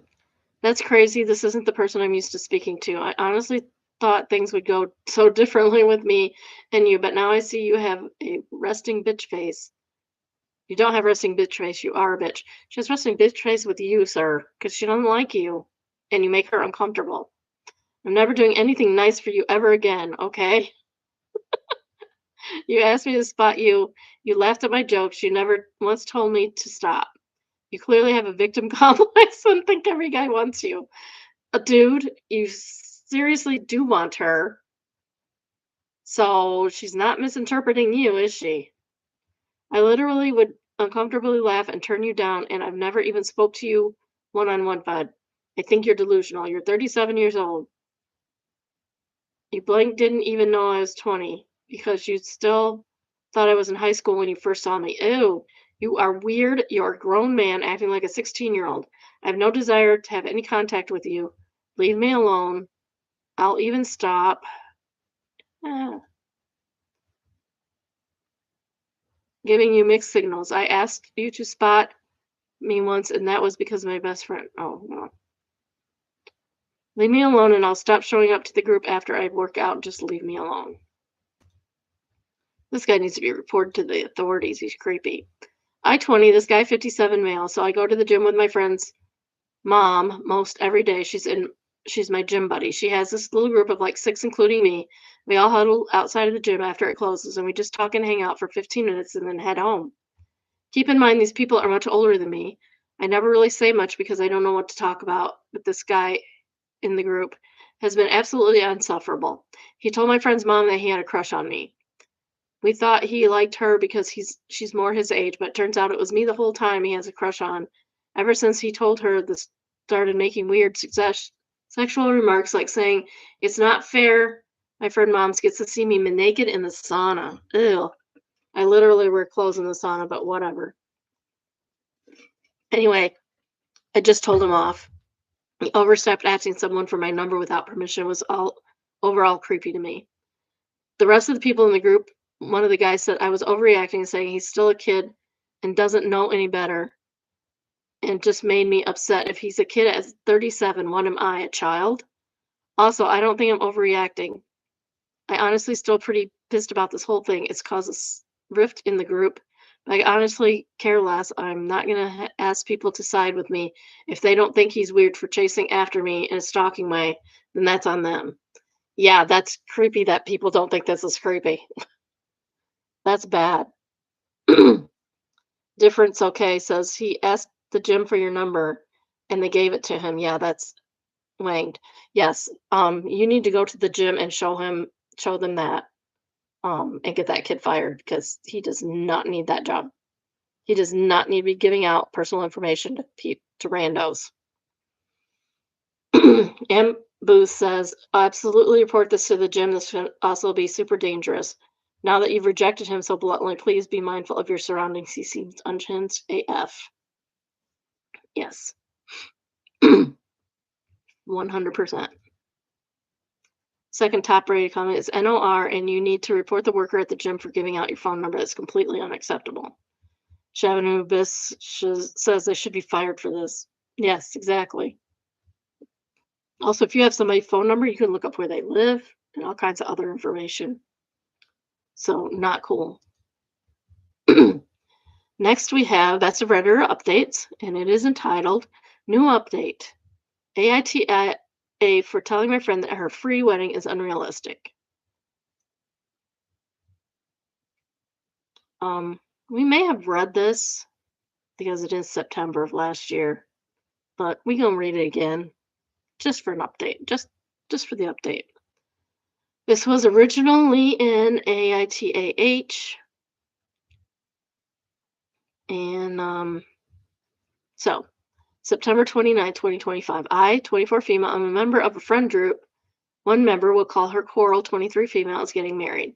She announced her engagement to her fiance, 25 male, a few weeks ago, and we're all happy for her. Over the weekend, though, she shared more specific plans for the wedding, and that's where things have gone kind of off the rails. She said she's been seeing a lot of people on TikTok and Insta showing how to plan free weddings. Weddings where the couple spends $0 aside from the marriage certificate fee, I guess. At first, I thought she meant a city hall wedding, which would be completely fine, got but then she got into the details and her expectations for the ceremony. There's no such thing as a free wedding, people. Somebody got to shell out stuff, and it should be either the couple getting married or the family, and not the guests. She said she's been seeing a. Oh, never mind. She's going to try and find someone with a large outdoor space to use, not a formal wedding and venue, who will donate their area in support of love. She's going to have all of her guests bring potluck with very specific assignments. She'll have a friend officiate, a friend do the photography, a friend do save the dates and invites. Who's going to pay for the save the dates and invites? Because I'll be glad to help you, but I'm not paying for it. Her family do the flowers, etc., including some harder to swing, in my opinion, things like getting a large tent, decorations, wedding favors, speakers, band, etc. Not sure what her plan was for a dress. What's more is that Coral and her fiance aren't poor, from what I can tell. She works as an accountant at a big company, and her fiance does software sales. Plus, his parents are loaded. It sounds like they just want to do the free wedding thing for the sake of it. So they could easily pay for an outdoor wedding. You can do a wedding fairly cheap. That would be okay, but she is just shifting all the costs onto other people, some of whom are probably less well off. She told me that she wants me to make the cake and then sent me some pictures for inspiration. The cakes were ridiculously elaborate. We're talking multi-tier fondant flowers, gold leaf, and one even had a hand-painted watercolor design. I am not a professional baker. I just like to bake cookies and brownies sometimes. I told her those cakes would probably take me days to make. They take professionals days to make. And they wouldn't come out anywhere near as good. She kind of laughed it off and said, "Oh, it's not about being perfect. It's just about everybody pitching in. It'll be fun." I told her that fun or not, she was describing basically her friends and family subsidizing her wedding with time, money, and labor. And that was kind of unfair to expect people to spend so much on her free wedding. Or else she was expecting everyone to show up to a lackluster event just to pretend it was amazing. It's like a group project that none of us wanted to do because we are already graduated and moved on from that. So we don't need the credit. She does graduate a year later than the rest of us. I said that if she wants a free wedding, she should probably just elope or go to City Hall, because this isn't really free. This is just free for her. I might have been a bit more forceful in my wording, but I didn't swear or call her names or anything like that. She got super quiet and just looked at me for a minute or so and then left, with another one of our friends driving her home. Later that night, I got a text from that friend saying I'd really hurt Coral's feelings, and that even if the plans were a bit unrealistic, I should have just let Coral come to their conclusion on her own. Would she have, though? Sometimes you got to be blunt. Coral then messaged me saying, "Sorry, don't worry about the cake," with no more contact. context. I'm really feeling pretty bad now, especially since Coral was so happy and excited and she never really said anything mean to me. Perhaps I should have just gone along with the cake since she said she wouldn't be mad if I turned out badly, but I'm worried that her wedding will not have been what she wanted, and she's frustrated about the cake request. Edit. Honestly, I feel a bit bad now. Coral is a really sweet person who is just a bit naive. I feel like a lot of people in the comments are tearing her up more than she deserves. She also has been the baby of the group, and I just got frustrated and ranted on this case. I don't know what the fiance thinks about all of this. Arctic Chain, some of the OOP's comments. Arctic Chain says, Jesus, I only got through the first paragraph. I would neither involve people in a wedding like that, nor would I go. OOP says, I'm really curious if she would have told everybody in the extended family and friend groups showing up about the free aspect ahead of time. It definitely sounds like something she would take pride in, but also I don't know how you would bring that up. Particular pass says, NTA, your friend is being ridiculous, and you are the only one with the balls to tell her. Be happy she decided not to force you to do the cake. OOP, in her defense, for the fast few things she's naive about, has ended up coming to the right conclusion on her own in the end, so maybe I should have just let that happen. No, absolutely not. Not in this case. Weddings are different. Chronicle of Swords is the top comment. NTA, she's in for a rude awakening the first time she asked for a free party tent from someone. Those are expensive AF to rent. OP, and it rains here a lot. It must be in Seattle. We don't have that problem. Our tent is free. My son has a tent.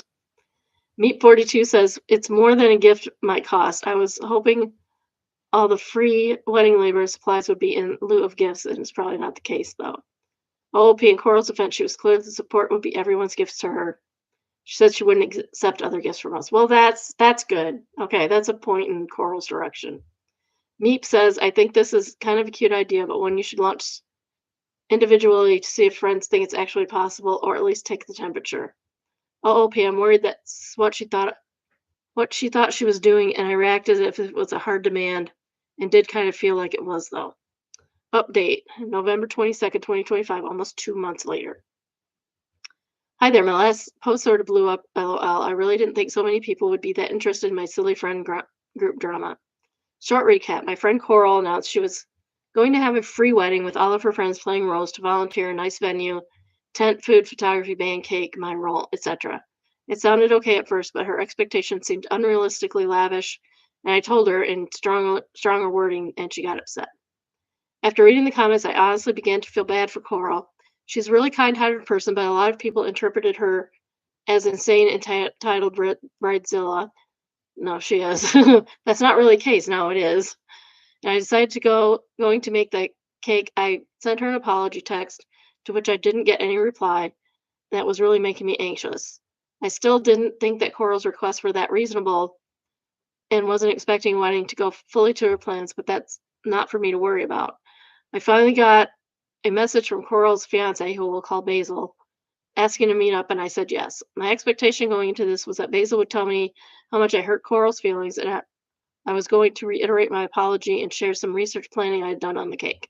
That's not how it went, though. As it turned out, the whole free wedding was Basil's idea.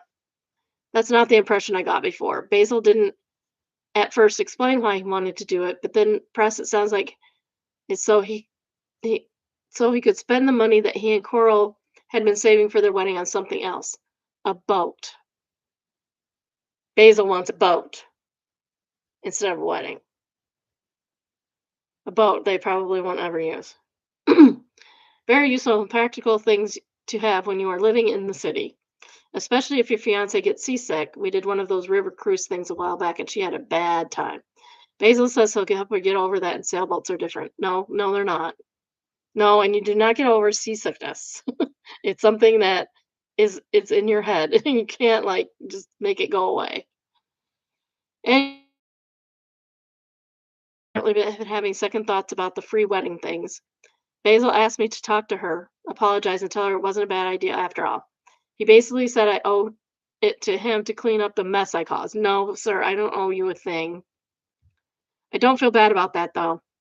I don't want to drive a wedge between Coral and Basil, but telling her I think it's a good idea after it all feels like lying. Yes, exactly. It's genuine and it's not real. I guess actively advocating for a potential train wreck is further line for me than just agreeing to play my assigned voluntold baker to role. Voluntold. I always like that word, voluntold. Moreover, this was my first real conversation with Basil, and I have to say I'm not totally convinced he's a great person. I don't know if if he has exactly manipulated her into going along with this, but it kind of feels that way. So what do I do? It's been over a little while now since I talked to Basil, so I don't really need to do something, but be it what Basil it's probably Basil, but I'm saying Basil, I don't care. I don't like this guy.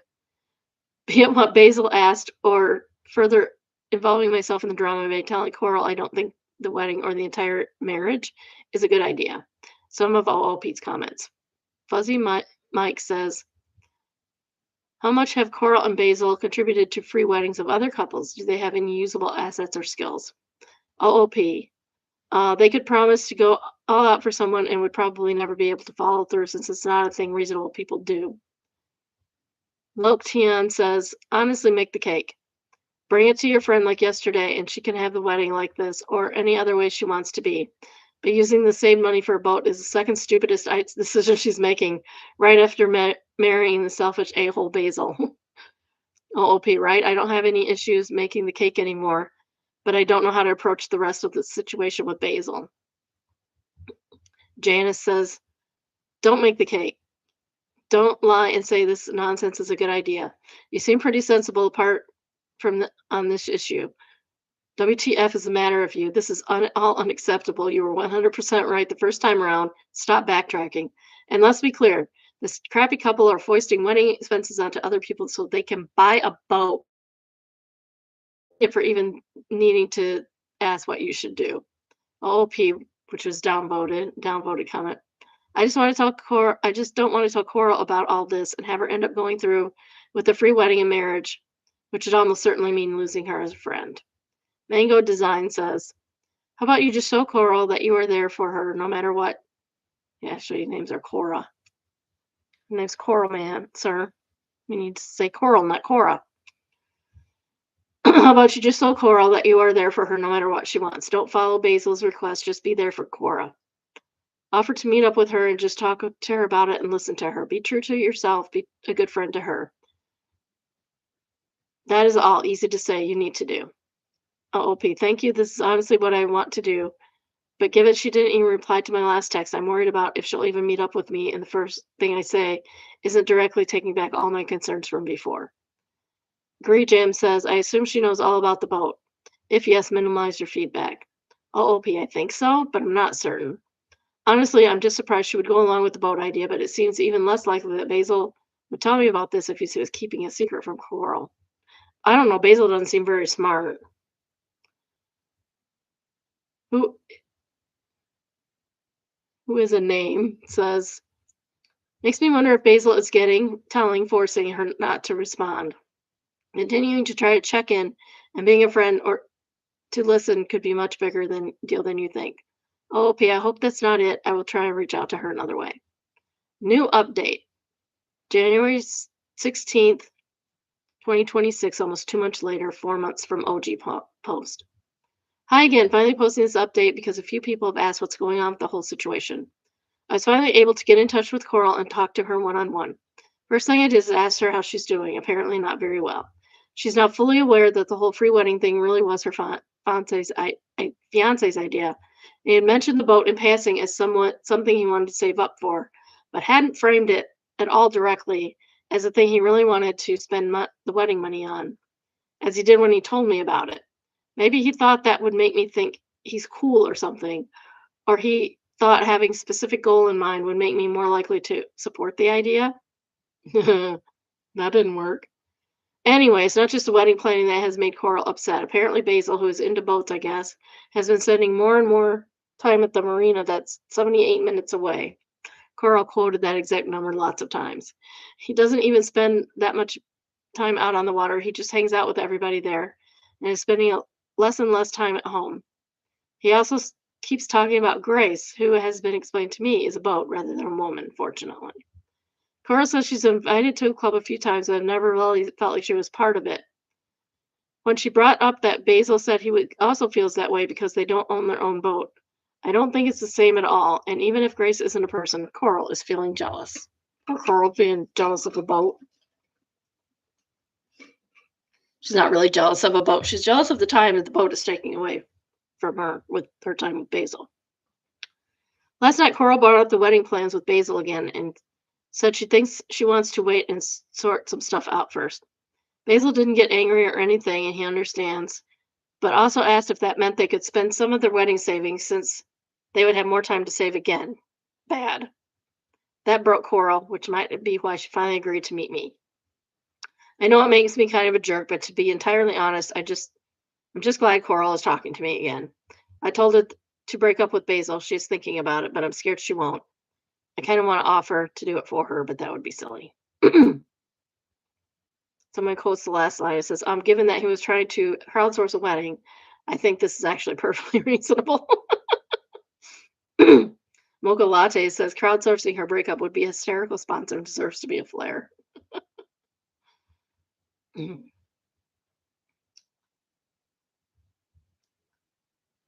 Not quite today says the investment is the second most uprated comment. Says the second investment that's worse than a wedding, a boat. Mocha Latte says wedding is just one day of cost. Boats are negative the entire time you own them. He needs to realize it's better to have a friend with a boat than to own a boat himself. Exactly. Owning a boat is just a money pit. Okay. So last we have Made Me Smile. And this is entitled Blink and You'll Miss Him, Little Bro is Quick. So we're going to see how quick Little Bro is. Says he's the fastest kid alive. So every day he runs home as the rest of the bus cheers him on, which is super cool. All right. Oh, he's going.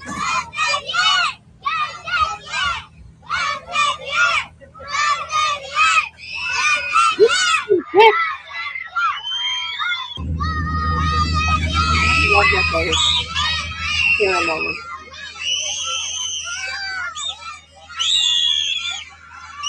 He's fast even with a backpack on. Imagine this kid's going places. He is going places. That's all I got. That's all I got for the day. This is a long day for a early in the month post. All right. Take care, and I will see you tomorrow at noon. Hopefully. Yeah, I think I'm gonna wait till Thursday to go grocery shopping. I have salads we need to eat.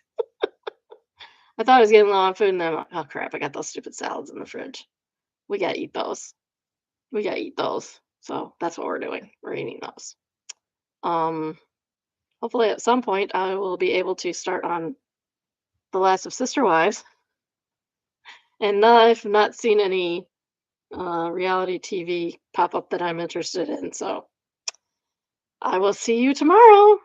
Bye, biddies. Love you all. Bye. Bye.